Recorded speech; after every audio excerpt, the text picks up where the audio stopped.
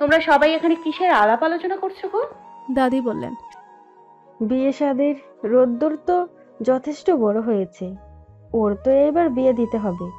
মেজ বৌমাকে তাই জিজ্ঞেস করেছি তাদের পছন্দের কোনো পাত্রী আছে কিনা, না থাকলে আমি আমার পছন্দের কথা জানাতাম। সহসা রোদ্দুরের মা নীলিমা বললেন। না আম্মা, আমরা কাউকে পছন্দ করে রাখি নাই। এখন রোদ্দুরের যদি পছন্দের কেউ থাকে তবে ভিন্ন কথা।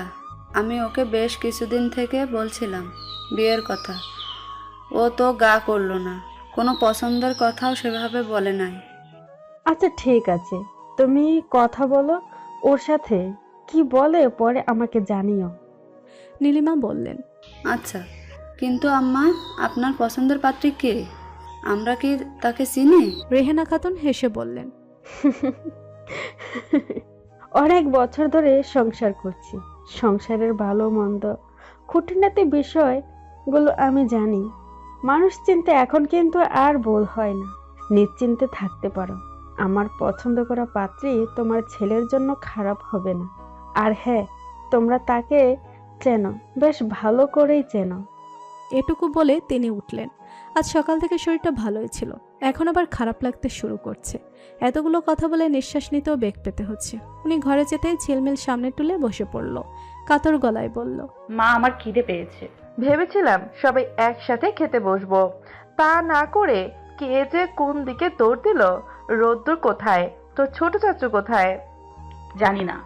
নির্বিকার ভঙ্গিতে বলল ঝিলমিল। কাজের কাজ তো কিছুই জানবি না তোরা। তোরা শুধু জানবি আমার জ্বালিয়ে খেতে।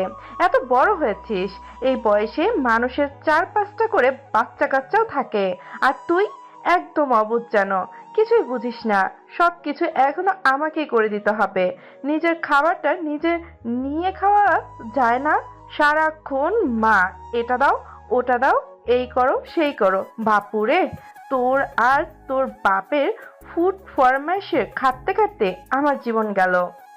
ঝিলমিল ওখান থেকে কেটে পড়ল, বড় চেচির কাছে গিয়ে বলল। মায়ের কি হয়েছে বলতে পারো?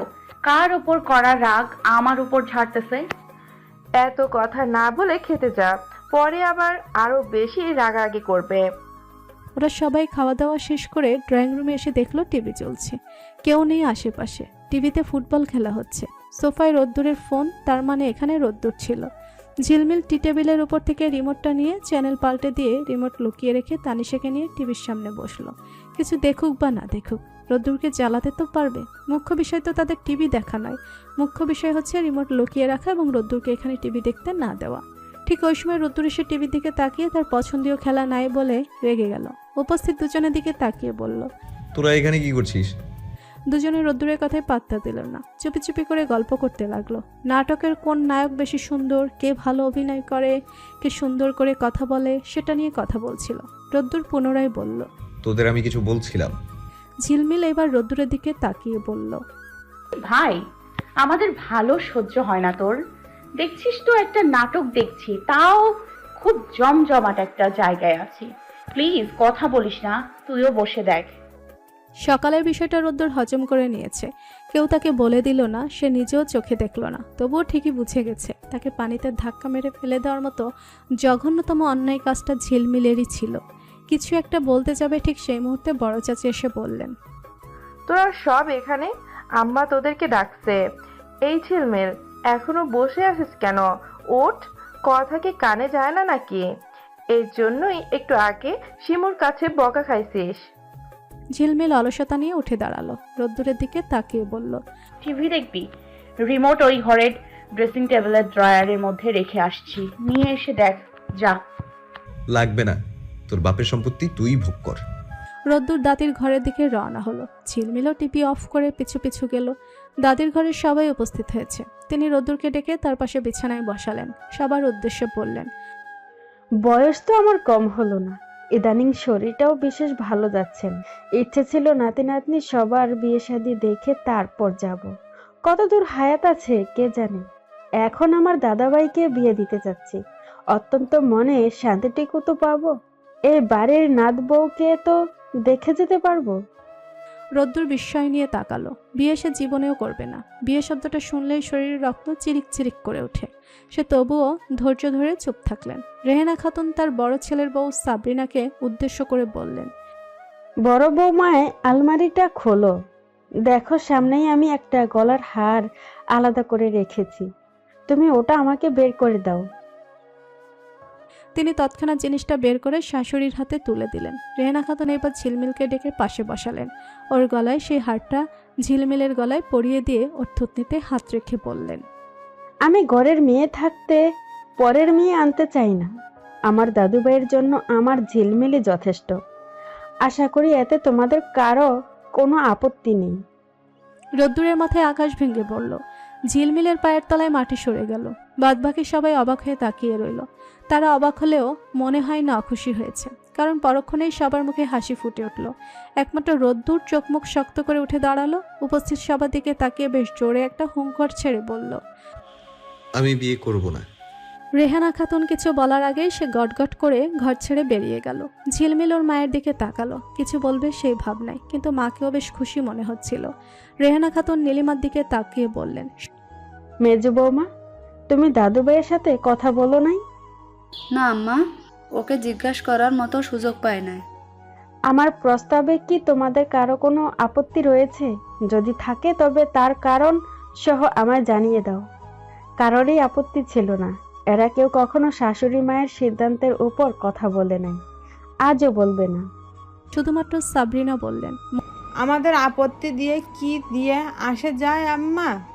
রোদ্দুর কি রাজি হবে? ও এভাবে ঘর ছেড়ে বেরিয়ে গেল। আমার মনে হয় ওর সাথে একবার ভালো করে কথা বলা দরকার। পছন্দ থাকলে সেটা সরাসরি বলে দিবে। বিয়ে করব না এটা আবার কেমন কথা? বিয়ে কেন করবে না? মনোয়ার সরকার এসে মাকে থামালেন এবং জানালেন তিনি নিজে রোদ্দুরের সাথে কথা বলে বিষয়টা পরিষ্কার করবেন। এদিকে ঝিলমিল স্তব্ধ। ভেবে নিয়েছিল মা বাবা বিয়ের কথা তুললে সে মোটেও গাইগুই করবে না, সোজা রাজি হয়ে যাবে। এটাও ভেবে রেখেছিল যে বাড়ি থেকে কেউ যদি তাকে বলতো পরীক্ষায় ফেল করলে বিয়ে দিয়ে দিবে, তবে সে হাজারবার পরীক্ষায় ডাব্বা মেরে বসে থাকতো। কিন্তু দুঃখের বিষয় হচ্ছে তাকে কখনো এসব কথা শুনতে হয়নি। এই বাড়িতে একই পরিবেশে থাকতে থাকতে কিছু সময় খুব বিরক্ত লাগতো বলে মনে মনে এই বিয়ের ইচ্ছেটা পোষণ করে রেখেছিল।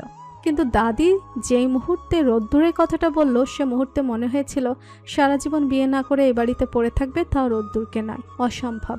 ঝিলমিলও সবাই কাড়াল করে উঠে চলে গেল। বাবাকে বলল, বাবা নিশ্চয়ই তার কথা বুঝবে। রোদ্দুরের রাগের সীমা ঠিক কোথায় গিয়ে পৌঁছেছে সে নিজেও আন্দাজ করতে পারছে না। বিয়ে কার সাথে হবে বা কি বিস্তারিত এসব কিছু তার মাথার ধারে কাছেও আসেনি। শুধুমাত্র বিয়ে শব্দটা শোনা মাত্র মেজাজ হারিয়ে ফেলেছে। সানিয়ার বিশ্বাসঘাতকতা, প্রতারণা, বন্ধুদের সামনে চরম অপমান কোনোটাই সে ভুলে যায়নি। জীবন থাকতে ভুলতেও পারবে না। সেভাবেই এইরকম একা ঠিক আছে। কাউকে দ্বিতীয়বার জীবনের সাথে জড়িয়ে ফেলার মতো ভুল করতে পারবে না।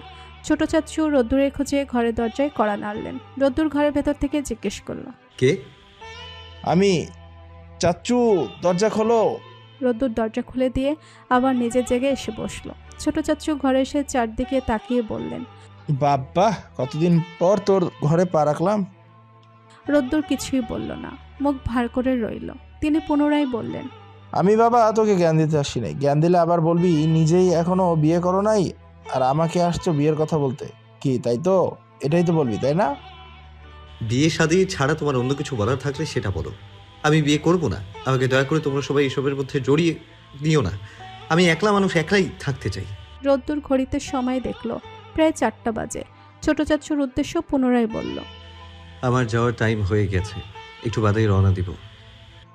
আমাকে বলে লাভ আছে? মাকে গিয়ে বল বিয়ে করবি না, সেটাও বল, আর চলে যাবি তাইও গিয়ে বল।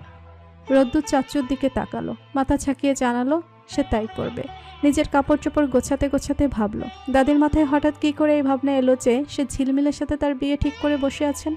এত জল ঘোলা করে লাভ নেই, সে তো বিয়েই করবে না। এখন পার্টি ঝিলমিল হোক বা সানিয়া, এই যে আজ ঢাকা ফিরবে, সহজে আর বাড়িই ফিরবে না। ইচ্ছে হলে বছরে একদিন যার যার তাকে দেখতে ইচ্ছে করবে তারা যেন সরাসরি ঢাকা চলে আসে। সব ভাবনা চিন্তা শেষে রোদ্দুর ঘর ছেড়ে বের হলো। দাদির ঘরে উকি দিয়ে দেখলো এই মুহূর্তে সেখানে কেউ নেই। সে সরাসরি গিয়ে বলল, দাদি, আমি আজকে চলে যাচ্ছি। কোথায় যাচ্ছ দাদু ভাই? ঢাকা। আজই যাবে? আর 2 দিন? সম্ভব না দাদি, আজ চলে যাব। এমনটাই ভেবে এসেছিলাম। অনেক কাজকর্ম পড়ে আছে, আর থাকা সম্ভব নয়। ঠিক আছে, যাওয়ার ইচ্ছে যখন পোষণ করেছো তখন যাবে। আর আগে আমাকে বলো, আমি একটু আগে যে কথাটা বললাম সে সম্পর্কে তোমার মতামত কি? রোদ্দুর সহসা বলে দিল। আমি তো তখনই বলে দিয়েছি, আমি এখন বিয়ে শাদী করব না। এখন করবে না? ঠিক আছে, তবে বলো তুমি কবে বিয়ে করতে চাও? ঝিলমিল ততদিন অপেক্ষা করবে। ওর অপেক্ষা করতে হবে কেন? আমি বিয়েই করব না। তোমরা যদি ঝিলবিলের বিয়ে দেওয়ার প্রয়োজন অনুভব করো তবে ওর বিয়ে দিয়ে দাও। মাস্টার কাকার ছেলে সাইফুলের সাথে মনে হয় ওর সম্পর্ক আছে, তোমরা সেখানে কথা বলে দেখতে পারো। রোদ্দুর একটু রেগেই কথাটা বলল। রেহানা খাতুন বললেন, ঝিলমিলকে নিয়ে তোমার ভাবতে হবে না, তুমি নিজের কথা বলো। তোমার কি কাউকে পছন্দ যার কারণে বিয়ে করতে রাজি হচ্ছ না? যদি পছন্দ থাকে তাহলে সেটাও তোমার পরিবারকে জানানো উচিত। দাদির কথাগুলো বেশ ভারিক্কি মনে হচ্ছে। সাধারণত তিনি তুই করে সম্বোধন করেন, হঠাৎ তুমি সম্বোধন করায় রোদ্দুরের ভেতরে সাজানো কথাবার্তাগুলো এলোমেলো হয়ে গেল। সে ভেঙে ভেঙে বলল, না, পছন্দ না। কাকে আবার পছন্দ করব? আমি এমনিতেই বিয়ে করতে চাচ্ছি না। যদি পরে কখনো মনে হয় বিয়ে করা উচিত তাহলে করব। ঠিক আছে, কোথায় যেন যাবে বলেছিলে, যাও। রোদ্দুর দাদির রাগ অভিমান বুঝলো, কিন্তু এখন আর কিছু বলতে ইচ্ছে করলো না। বেরিয়ে গেল ঘর থেকে। ঝিলমিলও এই ঘরেই আসতে নিয়েছিল। রোদ্দুরকে দেখে আড়ালে ছিল। সে চলে যেতেই আড়াল থেকে বেরিয়ে এলো। হাতে তখন দাদির দেওয়া সেই গলার হারটা, সেটা সে ফেরত দিয়ে দিল। রেহানা শুধুমাত্র দুজনের কর্মকাণ্ডগুলো দেখলেন, কোনো কথা বললেন না। রোদ্দুর চলে গেল। বাড়ির কারোরই মন মেজাজ ভালো নেই। রোদ্দুর মুখ গোমরা করে বেরিয়ে গেছে। যাওয়ার আগে মাকে বলেছে, আমি আর তোমাদের এই বাড়িতে আসছি না। দাদির মাথা থেকে যদি এই বিয়ের ভূত নামে তবেই আসবো। নীলিমা নিজেও শাশুড়ির সিদ্ধান্তের সাথে একমত। ঘরে বিবাহযোগ্য মেয়ে থাকতে বাইরের কাউকে বরণ করে নিয়ে আসার তো কোনো প্রয়োজনই পড়ে না। ছেলেকে অনেকভাবে বোঝানোর চেষ্টা করেছেন, কিন্তু সে কিছুতেই বুঝতে চাইছে না। বারবার এক বলে। আমি বিয়ে করব না। শুনতে শুনতে বিরক্ত হয়ে মাহফুজ সরকার ছেলেকে ধমক দিয়ে বললেন, এখন তো মনে হচ্ছে তোমাকে একা ছেড়ে দেওয়াটাই ভুল হয়েছে। কাউকে মানছো না, কারোর কথা শুনছো না, নিজে যা বুঝছো তাই করছো। তাহলে তো আর মা বাবাকে দরকার নাই, নিজেই এখন সব কিছু করছো, তাই করো। এখানে রোদ্দুর কিছু বললে আরো তর্ক বাড়বে, তাই সে চুপচাপ বিদায় নিয়ে চলে এলো। বাড়ি থেকে বের হয়ে স্বস্তির নিঃশ্বাস ফেলল। বাঁচা গেছে। রাতে শোয়ার আগে ঝিলমিল মাকে ডেকে নিয়ে এলো নিজের ঘরে। সেখানে এসে বলল, মা, আমি কিন্তু রোদ্দুরকে বিয়ে করতে পারবো না।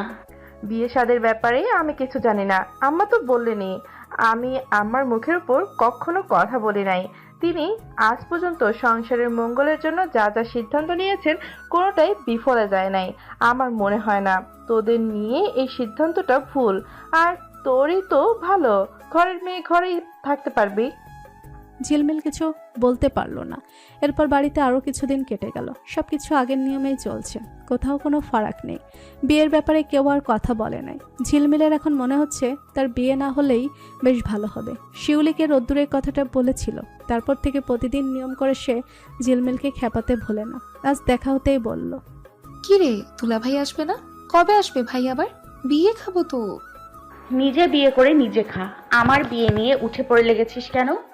শোন, বান্ধবীর বিয়ে খাওয়ার যে মজা সেটা দুনিয়ার কোনো খাওয়াতেও নাই। নিজের বিয়েতে তো নাই। বান্ধবীর বিয়েতে যে বরের দিক থেকে তার ভাই বন্ধুরা আসে, তাদের সাথে লাইন মারার সুযোগ থাকে। নিজের বিয়েতে তো এত এত ড্যাশিং বয় থাকতেও ওই একজনকে চোখ দিয়ে গিলে খেতে হয়। হবু তুলা ভাইয়ের বউ, বিয়ে কর প্লিজ। রত্তুর ভাইয়ের বন্ধুদের দরকার। ওর কথা বলবি না আমাকে। ওকে তো আমি কখনোই বিয়ে করব না। অভদ্র ছেলে একটা। জানিস, কথায় কথায় বেয়াদবি করে, ধমক দেয়। ওর সাথে আমার জীবনেও মানবে না। দেখিস, কাটাকাটি, হানাহানি, মারামারি বেঁধে যাবে। আসলে ওর সাথে আমার কেন? পৃথিবীর কোনো মেয়েই টিকবে না, দুনিয়ার ঘাট তারা। এটা সময় থাকতে থাকতে বুঝে গেছে বলেই তো ঘোষণা দিয়ে দিয়েছে। আমি কখনো বিয়ে করব না। যত সব ফালতু নাটক। ঝিলমিল চোখ ছোট ছোট করে বলল। শিউলি বলল, সে যাই হোক না কেন, তোমার যে বিবাহের ফুল ফুটে গেছে সেটা আমি ভালো করিয়ে বুঝতে পারছি।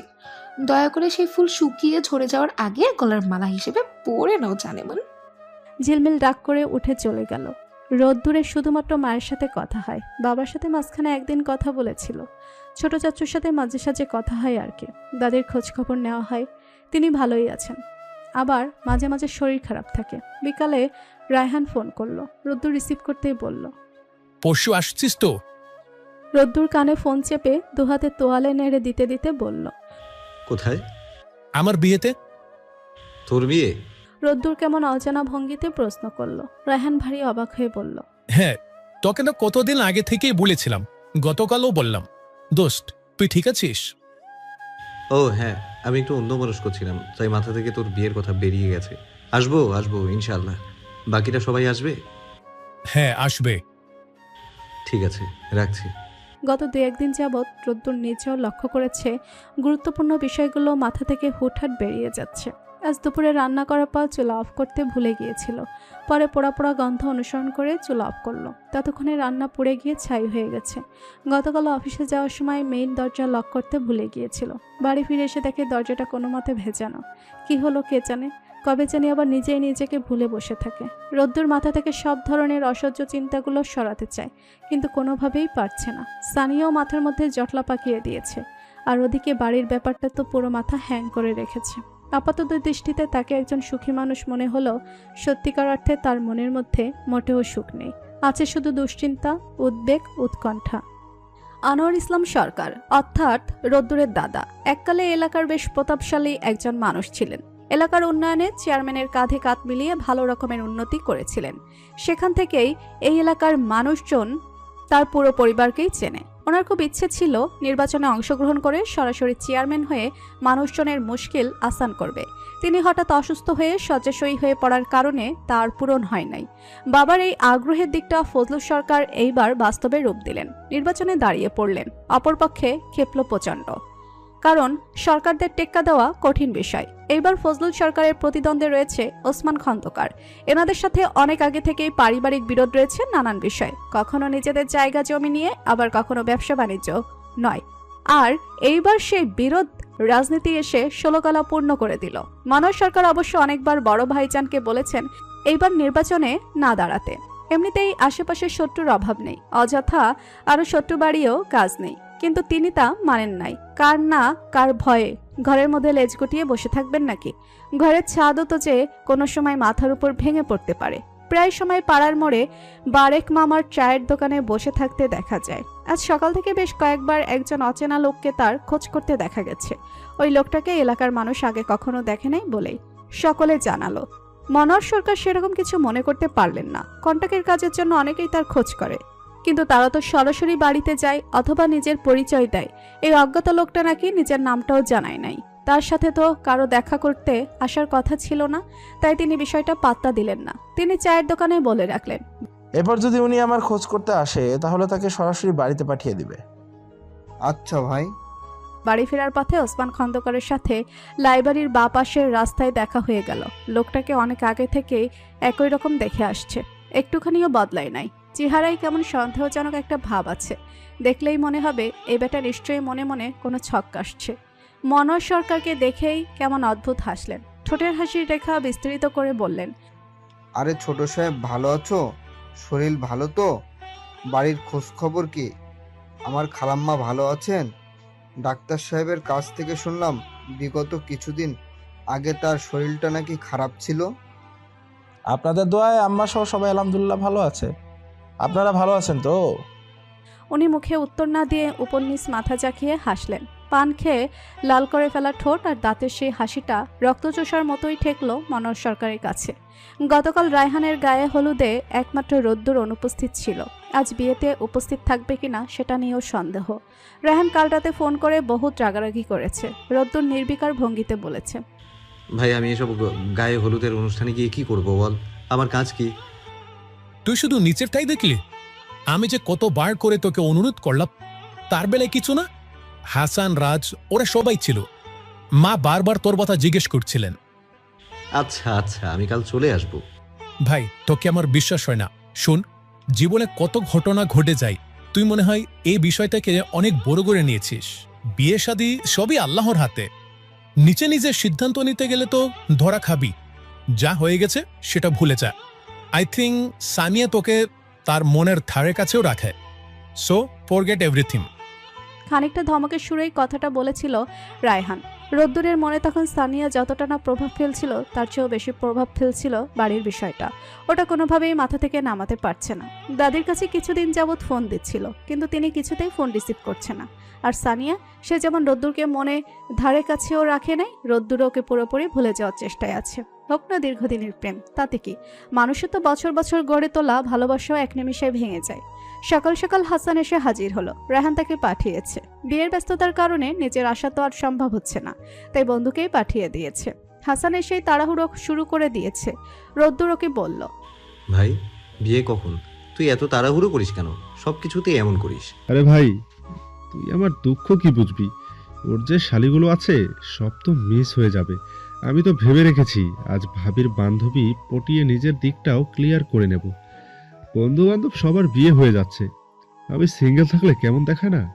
ইজ্জতের ব্যাপার ভাই। রোদ্দুর একটা দীর্ঘশ্বাস ফেললো, কপাল চাপড়ালো। এই ছেলে দুদিন পর পর একটাকে পছন্দ করে বসে থাকে, এই কারণে ওর কপালে আজ পর্যন্ত ঠিকঠাক প্রেম জুটলো না। হাসানের কথা চিন্তা ভাবনা করে রোদ্দুর দ্রুত রেডি হয়ে নিল। আয়নার সামনে চুলগুলো ঠিক করতে নিতেই হাসান ফের দৌড়ে এলো, তাড়া দিয়ে বলল, আয়নায় তো নিজের চেহারা দেখতে হবে কেন? প্রেমে পড়েছিস নাকি? তুই এমনিতেই সুন্দর, আর দেখতে হবে না।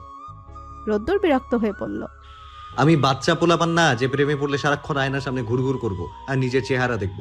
যথেষ্ট বড় হয়েছি, এসব আবেগের বয়স নেই। বড় হয়েছিস, বুড়ো হয়ে যাস নাই। আবেগ মানুষের চিরকাল থাকে, কারোরটা বেশি কারোরটা কম। তোর নাই বললেই চলে, নিরামিষ পার্সন। রোদ্দুর কথা বাড়ালো না। সত্যি কথার পিঠে তর্ক করতে হয় না। হাসানকে নিয়ে সোজা রায়হানের ওখানে রওনা হলো। পৌঁছে গেল কিছুক্ষণের মধ্যে। বাড়িঘর সুন্দর করে ফুলে ফুলে সাজানো। নতুন বউকে বরণ করার জন্য যা যা করা দরকার সবটাই করা হয়েছে। ওরা নতুন বছর শুরু হওয়া উপলক্ষে ব্যাচেলার পার্টি করতে চেয়েছিল। আদিয়ার তো প্রথমেই বাদ, এখন বাদ পড়লো রায়হান। সৌভিক লিস্ট করলো, এরপর কে কে বাদ পড়তে পারে। হাসান নিজের নামটা দেখে চেঁচিয়ে উঠল। সৌভিক বলল, তোর কপালে বিয়ে নাই, সেটা আমাদের ভালো করেই জানা আছে, তাই তোর নাম লিখে কলমের কালি নষ্ট করলাম না। আন্ডার এস্টিমেট করছিস তো? ঠিক আছে কর, মেনে নিচ্ছি, তবে আজকের পর থেকে বিন্দু পরিমাণ খোঁচা দেওয়ার সুযোগ পাবি না। আজ আমি ফাইনালি আমার জীবন থেকে 26 বছর পার হয়ে যাওয়ার পর সিঙ্গেল থেকে মিঙ্গেল হতে চলেছি। দোস্ত, তোদের জন্য খুব শীঘ্রই আমি ভাবি আনতে চলেছি। প্লিজ আমার এই ডিসিশনটাকে তোরা সবাই উঠে দাঁড়িয়ে সম্মান জানা। আপ্লুত হয়ে বলল হাসান। রোদ্দুর আর সৌভিক দুজনেই ওর পিঠে ধূপধাপ কয়েকটা কিল বসিয়ে দিল। এরপর সবাই মিলে রওনা হলো। হাসানের কথা সত্য, বিয়ে বাড়িতে সুন্দরীদের অভাব নেই। যেদিকে চোখ পড়ে সেদিকে সুন্দরী ললনাদের সমাহার। বরকে নিজের আসনে গিয়ে বসাতেই বন্ধুরা আলাদা আলাদা হয়ে ছড়িয়ে ছিটিয়ে পড়ল। সৌভিক হাসানকে বলল, তোর মিশন কখন শুরু করবি?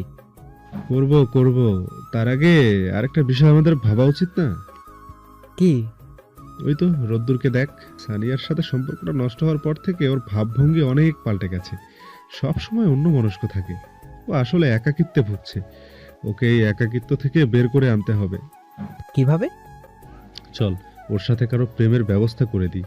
শালা ছ্যাঁকা একটা খাইয়া পুরা দেবদাসের ভাব ধরছে। ওকে দেবদাস থেকে রোমিও বানিয়ে জুলিয়েটের গলায় ঝুলাতে হবে। কিন্তু ও কি আদৌ প্রেম করবে? আমার তো মনে হয় না। শালার চেহারা দেখ। ভাই, তুই একটা বিয়ের অনুষ্ঠানে আসছিস, কোথায় হাসি খুশি থাকবি, মজা করবি, আনন্দ উল্লাস করবি, তা না করে মুখটা বাংলার প্যাচের মতো করে রাখছিস। দেখে মনে হচ্ছে কেউ জোর করে ওকে নিম পাতার রস খাইয়ে দিয়েছে। সৌভিক মুখ ঝামটা দিয়ে বলল, রোদ্দুরের এসব হইহুল্লোড় ভালো লাগছে না। সে আশেপাশে তাকিয়ে নিরিবিলি পরিবেশ খোঁজার চেষ্টা করছিল। কিন্তু যেহেতু বিয়ে বাড়ি, তাই সবখানেই বাচ্চাদের হইচই, মেয়েদের চেঁচামেচি, সব মিলিয়ে রুদ্ধশ্বাস পরিবেশ। অনুষ্ঠান শেষ না হতে চলেও আসতে পারবে না। ওদিকে বাকিরা সবাই নিজেদের মতো আনন্দ করছে।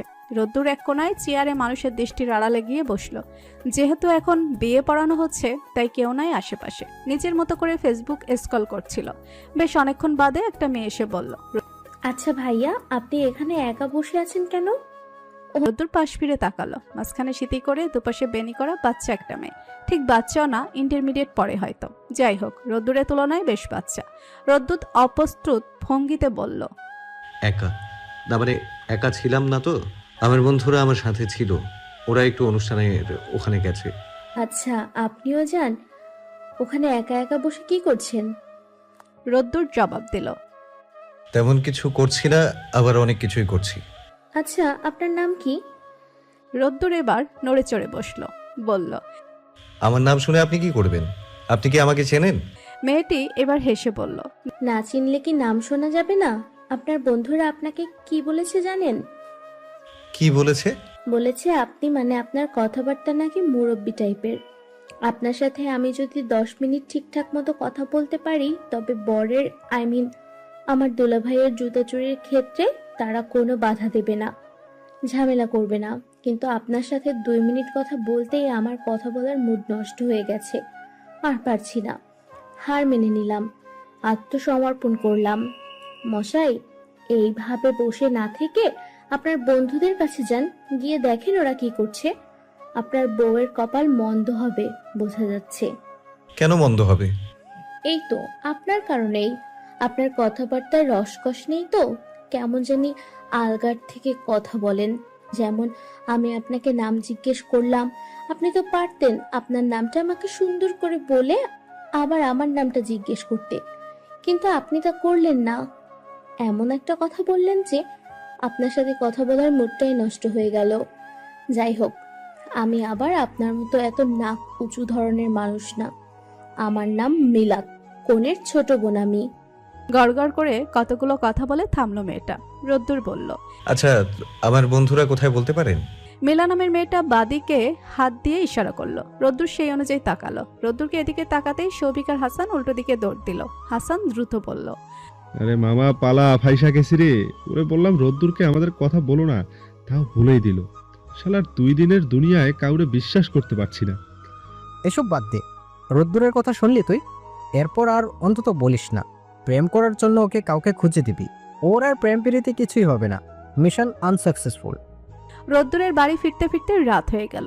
যেহেতু ওখান থেকে খেয়েই ফিরেছে, তাই এসে ফ্রেশ হয়ে সোজা শুয়ে পড়ল। এক ঘুমে রাত কাবার। সকালে কোনো প্রয়োজনে নয়, এমনিতেই বেরিয়েছে। অমনি সানিয়ার সাথে দেখা। একই শহরে থাকে, তাই হুটহাট দেখা হওয়া তো মোটেও অবাক করার মতো ব্যাপার নাই। রোদ্দুর চেষ্টা করলে এড়িয়ে যেতে, কিন্তু সানিয়া ঠিকই পথরোধ করে দাঁড়ালো। রোদ্দুর একরোখা জেদি কণ্ঠে বলল। পথ ছাড়ো। তুমি বললেই আমার শুনতে হবে? আমি যদি এখন তোমায় বলি তোমাকে আমি ভালোবাসি, তবে তুমি সেই কথা শুনবে? রোদ্দুর বিদ্রুপ করলো। হাস্যকর। তুমি একসময় বলেছিলে যে কোনো পরিস্থিতিতে কখনো আমার হাত ছাড়বে না। তোমার সেই কথার কি কোনো দাম নেই?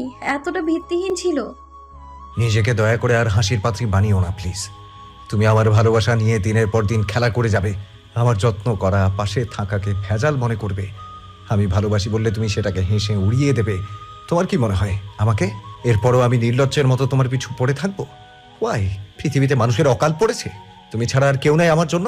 রোদ্দুর রেগে গেল। রাগের চোটে পুনরায় এক নাগাড়েই বলতে লাগলো। কোথায় তোমার তানভীর এখন? ওকে পাচ্ছ না এখন? নাকি ওর জীবনে তোমার দরকার ফুরিয়ে গেছে? যাও যাও, ওখানেই যাও। আমার কপারে ভাই মানুষ থাকে না। রোদ্দুর সানিয়াকে আর কিছুই বলার সুযোগ দিল না। গটগট করে সামনের দিকে হেঁটে যেদিকে দুচোখ গেল সে পথ দেখল। শিমুর মেজাজ আজ বড্ড খারাপ হয়ে আছে। রাগে গজগজ করতে করতে উনি রান্নাঘরে ঢুকে দেখলেন কাজের মেয়েটা কাজ বাদ দিয়ে জানালায় উকি দিয়ে একজনের সাথে হাসাহাসি করছে। অন্য সময় হলে শিমু কিছু বলতেন না, কিন্তু এখন কড়া একটা ধমক দিলেন। মেয়েটা আচমকা ভয় পেয়ে সরে দাঁড়ালো। শিমু বলল। এদের কাজ নাই, কর্ম নাই, সারাদিন খালি আড্ডা। আড্ডা দেওয়ার হলে কাজ করতে আসিস কেন বাপু? যা না, ওই দিকেই চলে যা। এই বাড়িতে কি সব যন্ত্রণা কেন যে আমাকে পোহাতে হয় কে জানে। তৎক্ষণাৎ সাবরিনা এসে তার রেগে যাওয়ার কারণটা জিজ্ঞেস করলেন। শিমু তারও জবাব দিল না। এক মনে চুপ হয়ে চুলায় রান্না বসিয়ে দিল। তার রাগের কারণ কিছু না, কেউ না, একমাত্র ঝিলমিল ছাড়া। মেয়ের কর্মকাণ্ডে মাঝে মাঝে তিনি তেলে বেগুনে জ্বলে ওঠেন। ভাবতে থাকেন এই মেয়েটাকে আসলেই পেটে ধরেছেন তো। আজ সকালে ঘরে গিয়ে দেখলেন সেজেগুজে মহারানী ভিক্টোরিয়া হয়ে বসে রয়েছে। কারণ জিজ্ঞেস করতেই ঝিলমিল উত্তর দিল। ঘুরতে যাব মা। কোথায় ঘুরতে যাবে? আগে তো আমাকে বলিস নাই। তোর বাপকে বলেছিস? না, কাউকে কিছু বলি নাই। তবে কোন সাহসে তুই সেজেগুজে বসে আছিস? ঝিলমিল কথার জবাব দিল না। আয়নার সামনে বসে আঁচড়ানো চুলগুলো ফেল ঠিকঠাক করতে লাগলো। মা যে বারবার জিজ্ঞেস করছে একটা কথা, সেটা কানেই নিচ্ছে না। মা শেষবারের মতো বললেন। কথার উত্তর দিবে নাকি থাপ্পড় খাবে? ঝিলমিল মায়ের দিকে ঘুরে তাকিয়ে বলল। কোথাও যাচ্ছি না, তোমার শ্বশুর বাড়িতেই আছি। এমনি মনের রং লেগেছে, তাই সাজগোজ করে বসে আছি। সুন্দর লাগছে না আমাকে? জানি জানি সুন্দর লাগছে। আচ্ছা মা, তুমি কি ভেবেছো বলো তো? আমি বয়ফ্রেন্ডের সাথে ঘুরতে যাচ্ছি? So sad. আমার তো বয়ফ্রেন্ডই নাই। মেয়ের এসব উল্টাপাল্টা কথা শোনার পর থেকেই তার মেজাজ তুঙ্গে। ওর বাবা তো ভুলেও মেয়েকে কিছু বলে না, বাড়ির কেউ বলে না। সবার লাই পেতে পেতে ও এখন তার মাথার উপর চড়ে নাচছে। বড়টা যথেষ্ট ম্যাচিউর ছিল, বুঝবুদ্ধি জ্ঞান সর্বদা ভালো ছিল, আর ছোটটা কিভাবে যে এটার একটা গতি করবেন তাই ভাবছেন। পুরাই বেয়াক্কেল। রেহেনা খাতুন রান্নাঘরের দরজায় এসে দাঁড়ালেন। সারাদিন ঘরে শুয়ে বসে থাকতে আর ভালো লাগে না, ঘরের কাজকর্ম করার মতো শক্তিও এখন নেই। বৌদির বারণ সত্ত্বেও মাঝে মাঝে উঠে এসে রান্নাঘরে উকি দেন। বহু বছরের অভ্যাস, কি করে ছাড়বেন? ওনাকে দেখে নীলিমা এগিয়ে এসে বলল, আম্মা আপনি কিছু লাগবে? না, কিছু লাগবে না। ঘরে বসে থাকতে ভালো লাগছিল না, তাই এলাম। তোমাদের রান্না বান্না শেষ নাকি? রোদ্দুরের সাথে তোমার কথা হয়েছে? হয়তো সকালেই কথা বললাম। তো সাহেব বিয়ের কথা কিছু বললো? আর জানিয়েছে কিছু? তোমরা বলেছো কিছু নাকি তোমাদেরই আপত্তি? কোনটা? আমাদের দিক থেকে তো কোনো আপত্তি নেই। রোদ্দুরকে অনেকবার বলেছি, ঘুরে ফিরে ওর সেই একই কথা, ও নাকি বিয়েই করবে না। রেহেনা রেগে বললেন, ও বিয়ে করবে না, ওর বাপ বিয়ে করবে। যত সব কাহিনী করে ফোলাপান। শাশুড়ির কথা শুনে শিমু আর সাবরিনা দুজনেই মুখ টিপে হাসলেন। নাতির বদলে ছেলের বিয়ে করাবেন? বাহ, বেশ হবে। অমন সময় ঝিলমিল রান্নাঘরে এসে এক কাপ চা চাইলো। দাদি ওকে পাকড়াও করলেন, বললেন, তুই সারাদিন এই রকম টই টই করে ঘুরে বেড়াস কেন? ঝিলমিল চুল নাড়াতে নাড়াতে বলল, ভালো লাগে। নেকা পড়াশোনা তো বালাই নাই, অযথা টাকা পয়সা নষ্ট, সবগুলো একই পদের। ঝিলমিল চোখ উল্টে বলল, হ্যাঁ হ্যাঁ ঠিক বলেছো। এরপর ঝিলমিল নাচতে নাচতে, চুল উড়াতে উড়াতে, গান গাইতে গাইতে চলে গেল। তিনি শুধু পড়া চোখে তাকিয়ে নাতনির কর্মকাণ্ড দেখলেন। মেয়েটা দিনকে দিন অসভ্য হয়ে যাচ্ছে। এই জন্য চেয়েছিলেন রোদ্দুরের সাথে ওর বিয়েটা দিয়ে একটা গতি করতে, কিন্তু পাট্টপাটি কেউ রাজি হচ্ছে না, কেউ কাকে সহ্যই করতে পারে না। সম্পর্কটাও সাপে নেউলে। রোদ্দুর এই বংশের একমাত্র ছেলে, ওনার একটাও মেয়ে নেই, আর ওনার ছেলেদের মেয়ের অভাব নেই। একমাত্র নাতিকে তাই নিজেদের মধ্যেই রাখতে চান, কিন্তু এরা যা তেড়া স্বভাবের, ভবিষ্যৎ কে হয় কে জানে। শিমু বললেন, আম্মা ওর সাথে কথা বলে কাজ নাই, ওই কথায় কথায় ঝংকার মারে। মেয়ে মানুষ এমন হলে হয়? আপনি ঘরে গিয়ে বিশ্রাম করুন। মেয়েকে সামলাও, কথাবার্তার সাইজ এমন কেন? এখনই এমন শুরু করছে, বাকি জীবন তো পড়েই আছে। মেয়ে মানুষকে হতে হয় সহজ, নম্র, ভদ্র। তোমার এই মেয়ে এরকম ধানি লঙ্কা হলো কোথা থেকে? আশ্চর্য। শিমু জবাব দিলেন না। এই মুহূর্তে তিনি সিদ্ধান্ত নিলেন, মেয়ের সাথে তিনি আর কথাই বলবেন না। রোদ্দুর বোঝে না একটা মানুষ কি করে এতটা লাইফলেস, এতটা ফালতু কি করে হতে পারে। সে একসময় সানিয়াকে ভালোবেসেছিল ঠিকই, সেটাও মন থেকে। কারোর সাথে বাজি রেখে সে কিন্তু সানিয়াকে ভালোবাসেনি। তবে হ্যাঁ, এটা সত্যি যে নিজের জেদের কারণেই এবং তানভীরের কাছ থেকে সানিয়াকে নিজের কাছে নিয়ে আসার জন্যই সে দ্রুত বিয়ের ব্যবস্থা করেছিল। তবে সেটাতে তো প্রথমে ভালোবাসাটাই মুখ্য ছিল, বাদ বাকি সে অনেক পরে। তানভীর যে এখন আগে পরে পিঞ্চ মেরে কথা বলছে, সেটা রোদ্দুরের হজম হচ্ছে না। এই মূর্খ ছেলের সাথে বাজে তর্ক করারও কোনো ইচ্ছে নেই। এমনিতে যাই হোক না কেন, রোদ্দুর শান্তশিষ্ট স্বভাবের ছোটবেলা থেকে। কেউ তাকে না খোঁচালে সহজে সে কারো ধারে কাছে যায় না। আজকে রোদ্দুরের সাথে দেখা হতেই প্রথম যে কথাটা বলল তা হলো, ফাইনালি চ্যালেঞ্জে হেরেই গেলে।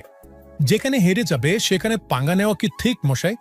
তোমার জন্য আমার সত্যি খুব খারাপ লাগছে। রোদ্দুর হেসে বলল, আশ্চর্য, এত সিম্প্যাথি দেখাচ্ছ যে? কে চেয়েছে? আমার মন অনেক বড়, চাইতে হয় না, এমনি সবাইকে সবকিছু দিয়ে দিই। ও আচ্ছা, সবকিছু? আই মিন সবকিছু? ঠিক আছে। রোদ্দুর হো হো করে হেসে উঠল। তানভীর তীক্ষ্ণ দৃষ্টিতে তাকিয়ে বলল, what do you mean? Nothing. একটা কথা বলে রাখি, Sania is yours now. Be yours, keep it. But by no means come to argue with me on this matter. Anyway, good luck for future life. রোদ্দুর তানভীরকে আর কিছু বলার সুযোগ দিল না। বাইক স্টার্ট দিল এবং সেখান থেকে চলে গেল। মানুষকে সুযোগ দিলেই মাথায় চড়ে নাচে, আর সুযোগ না দিলে কথা বলতে আসার সাহসটুকুও পায় না। গতকাল মাঝরাতে হঠাৎ ঝিলমিলের ঘুমের ঘোরে মনে হলো কেউ তার ঘরের জানালায় ঠক ঠক করছে, কিন্তু ঘুমের ঘোরে থাকায় তখন খেয়াল করে নাই। সকাল উঠে ঝাপসা মনে পড়তে মনের ভুল ভেবে ছেড়ে ফেলল। কিন্তু সন্ধ্যার পর আবার সেই আওয়াজ, কেউ ঠক ঠক করছে। ঝিলমিল জানালার পাশে দাঁড়িয়ে অনেকক্ষণ যাবৎ কে কে করলো, কিন্তু কারো সারা শব্দ পাওয়া গেল না। জানালা খুলে উকিঝুঁকি দিয়েও কাউকে দেখা যাচ্ছিল না। ঝিলমিল চিন্তিত হয়ে ছোট চাচুকে বিষয়টা জানালো। পাড়ার ছেলেপিলেরা অনেক সময় এরকম ফাজলামি করে থাকে। তিনি ঝিলমিলকে বললেন, আচ্ছা তুই আজ রাতে মায়ের সাথে ওই ঘরে থাক, আমি ওই দিকটা দেখতেছি। ঝিলমিল তাই করলো। নাচতে নাচতে দাদির কাছে চলে এলো। পেছন থেকে তাকে জড়িয়ে ধরে বলল, হেই ডার্লিং, আজ রাতে তোমার কাছে থাকতে এসেছি। রেহেনা ঝিলমিলকে সরিয়ে দিয়ে বললেন, শর্ত হতচ্ছাড়ি, এই বয়সে তোর ভার নিতে পারি আমি? এইভাবে বাদরের মতো ঝুলছিস কেন? কারণ তুমি মুক্ত। ঝিলমিল 32 পাটি দাঁত বের করে হাসলো। অন্য ঘরে ঝিলমিলের মোটেও ঘুম আসে না। মাঝে মধ্যে চিন্তা করে শ্বশুর বাড়ি গেলে সে রাতে ঘুমাবে কি করে। এই চিন্তার সমাধান অবশ্য শিউলি করে দেয়। বলে, তোর স্বামী তোকে রাতে ঘুমাতে দিলে তো তারপর ঘুমাবি। ঝিলমিলও বলে, হ্যাঁ হ্যাঁ, ঠিক ঠিক। তারপরই বোধগম্য হয় শিউলির অসভ্য কথাখানা। তৎক্ষণাৎ পিঠের উপর ধুমধাম কিল বসিয়ে দেয়। আজ এই ঘরে এসে রাতে ঘুমানোর সময় কেমন সব অচেনা অচেনা লাগছিল। তার উপর কোলবালিশও নেই। ঝিলমিল কিছুক্ষণ এপাশ ওপাশ করে দাদিকে বলল, কোলবালিশ কই? আমার কোলবালিশ? কোলবালিশ ছাড়া থাকার অভ্যেস কর। কেন? জামাইয়ের বাড়ি গেলে তখন কোলবালিশ কোথায় পাবি? যেই বাড়িতে আমার পছন্দের জিনিস নাই সেখানে আমি বিয়েই করব না। ঝিলমিল সাপ জানিয়ে দিল। দাদি হেসে বললেন, ওরে গাধি মেয়ে, জামাই কি আর তোকে কোলবালিশ নিতে দিবে? তখন বলবে আমি থাকতে আবার তোমার কোলবালিশ কেন লাগবে? তাই বলছি এখন থেকেই অভ্যেস করে ফেল। কারো সম্পর্কে টানা পড়েন, জটিলতা, আবার কারো আনন্দে উল্লাসে নির্বিঘ্নে কিছু দিন কেটে গেল। দাদি এখন অবশ্য আর বিয়ের কথা তোলেন না, তবে রোদ্দুরকে বাড়িও ফিরতে বলেন না। ছোট চাচু কিছুদিন দেখেছে, কিন্তু ঝিলমিলের ঘরে জানালায় কে ঠকঠক করে তো উদ্ঘাটন করতে পারেনি। যখন ওরা খুব বেশি সতর্ক থাকে তখন কিছুদিন আগন্তুকের আগমনও বন্ধ থাকে। তবে ঝিলমিল এখন আর একা একা ঘরে থাকার সাহস পাচ্ছে না। বেশিরভাগ সময় সে দাদির সাথেই থাকে। নিজের বই খাতা, কাপড় চাপড় সবই এই ঘরে ট্রান্সফার করে নিচ্ছে। বাড়ির অন্য মেয়েরা অর্থাৎ তানিশা এবং রিমঝিমও একলা থাকছে না। মনোজ সরকার গিয়ে পুলিশে ইনফর্ম করে এসেছেন, অন্তত কোনো ছিটকে চোর হলেও ধরা পড়ুক। বিয়ে শাদী মানেই মানুষ মনে করে কত জানি মজা। বিয়ের পর শুধু আনন্দ আর আনন্দ। সারাদিন ঘোরাঘুরি, খাওয়া দাওয়া, এক কথাই যা ইচ্ছে হয় তাই করতে পারা। কিন্তু আসলেই কি তাই? একদম নয়। এ সম্পর্কে আদিয়াত এবং রায়হান নামক দুই জ্ঞানী ব্যক্তি কিছু মতবাদ দিয়েছে। আদিয়াতের ভাষ্য মতে,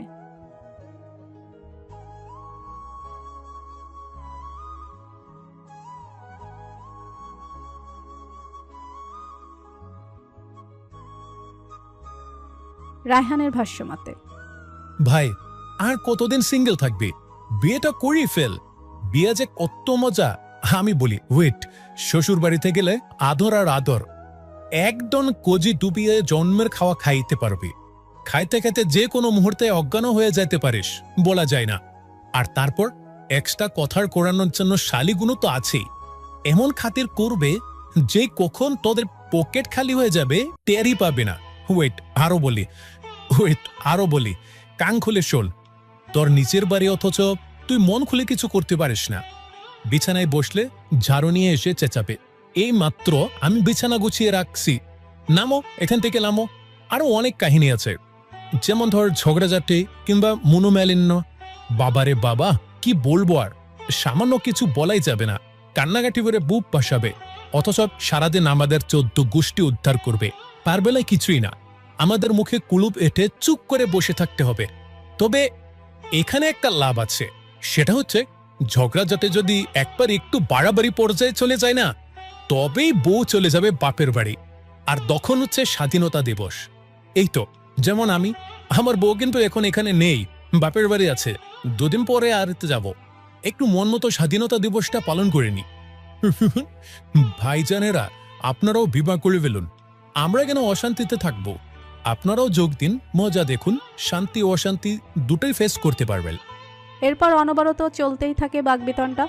বাকিরা গালে হাত দিয়ে সমস্তটা চুপচাপ গিলে। সব শুনে কারো বিয়ে করতে ইচ্ছে করে, কারো করে না। আর রোদ্দুর, সে তো সন্ন্যাসী হয়ে জীবন কাটানোর সিদ্ধান্ত নিয়ে ফেলেছে, তাকে আর কিছু বলার নেই। প্রতিদিনের মতো আজও চায়ের দোকানে সবাই মিলে ভিড় জমিয়েছে।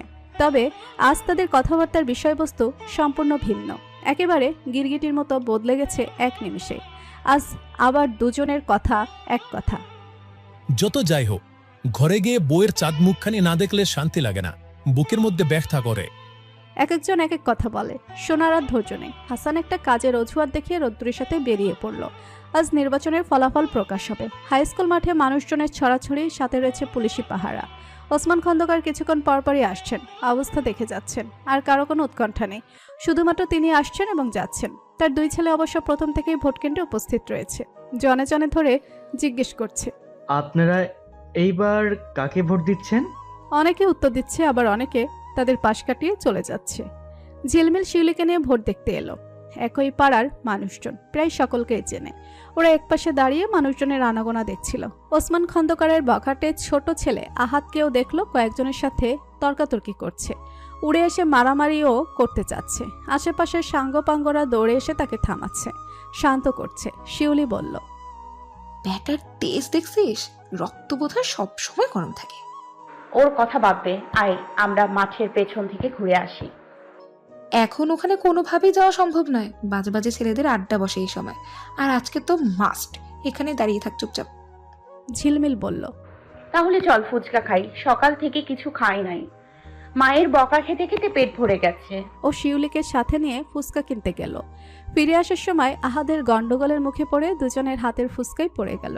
শিউলি বিরক্ত ভঙ্গিতে বলল, আরে ধুর, ফালতু পোলাপান। তৎক্ষণাৎ আহাদ এগিয়ে এলো, আহ্লাদে সুরে বলল, ওহো, আমি তো তোমাদের দেখি নাই।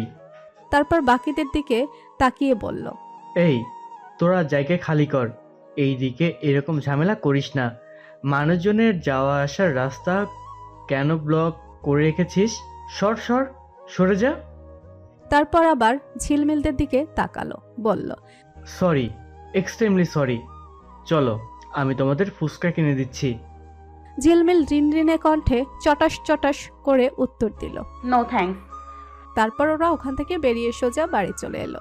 বাড়ি এসেও ঝিলমিল কিছু করার পাচ্ছিল না। সারাদিনই তার কিছু করার থাকে না। ওদিকে মা চাচিরা সবসময় নিজেদের মধ্যে গল্প করে।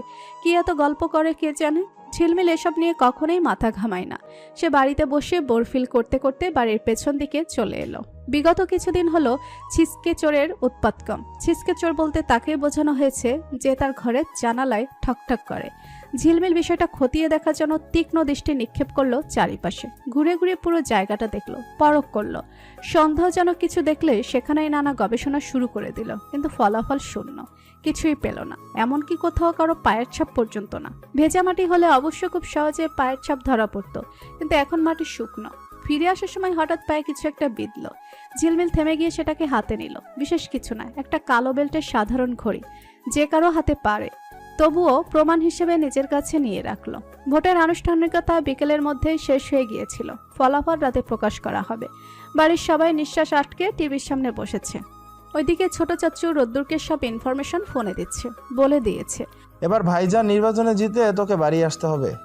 রোদ্দুর হেসেছে, সাহসে উত্তর দেয়নি। অবশেষে সবার অপেক্ষার অবসান ঘটিয়ে ওসমান খন্দকারের অহংকার বোধের চুক্তি দলাইমালাই করে ভোটে নিযুক্ত হলেন ফজলুল সরকার। সরকার বাড়িতে আনন্দের ধুম নেমে গেল। বাড়িতে পুরুষ মানুষ যারা যারা ছিলেন সবাই তৎক্ষণাৎ আনন্দ মিছিল নিয়ে বেরিয়ে পড়ল। ঝিলমিল, তানিশা, রিমঝিমও পিছু পিছু কতক্ষণ দৌড়ালো। রেহানা খাতুন আফসোস করে বললেন, আহারে, আজকের এমন একটা খুশির দিনে আমার দাদুভাইটা নাই। ও ঝিলমিল, দাদুভাইরে একটা ফোন করে দেখি। মাঝে মাঝে নিজেও তো একটু কথাবার্তা বলতে পারিস, বাড়িতে আসতে বলতে পারিস তো নাকি? ঝিলমিল নিজস্ব কায়দায় তার মুখ বাঁকিয়ে বলল, শখ কত তোমার দুলাভাইকে আমি কেন আসতে বলবো? আমি বললেই যেন তোমার সাহেব শুনবে আমার কথা। আমি ফোন করে দিচ্ছি, তুমি কথা বলো। খুব তো বলেছিলে রাগ করে থাকবে আর কথাই বলবে না। এখন কোথায় তোমার রাগ? হুম। কতক্ষণ আর রাগ করে থাকবো বল? তোর দাদার খুব ইচ্ছে ছিল একমাত্র নাতিকে নিজের কাছেই রাখবে, তাই আমাকে বলে গিয়েছিল নিজেদের মধ্যেই ওর বিয়ে দিতে। এখন বিয়ের উপযুক্ত এই বাড়িতে তুই ছাড়া আর কে আছে বল? আজকে বাড়ির সকলের মন ভালো, তাই ঝিলমিল আর তর্ক করলো না এই বিষয়ে। দাদিকে ফোন ধরিয়ে দিল। রেহানা খাতুন হেলান দিয়ে আয়েশ করে বসলেন, তার চোখ জোড়া বোঝা। পাশে ঝিলমিল বসে পান বানিয়ে দিচ্ছে। তিনি ফোন লাউড স্পিকারে দিয়ে রোদ্রের সাথে কথা বলছেন। ঝিলমিল এই পাশ থেকে রোদ্রের সব কথাই শুনছে আর নাকমুখ কুচকে ফেলছে। কি নাটক, কি আদিক্ষেতা, কি আহ্লাদ!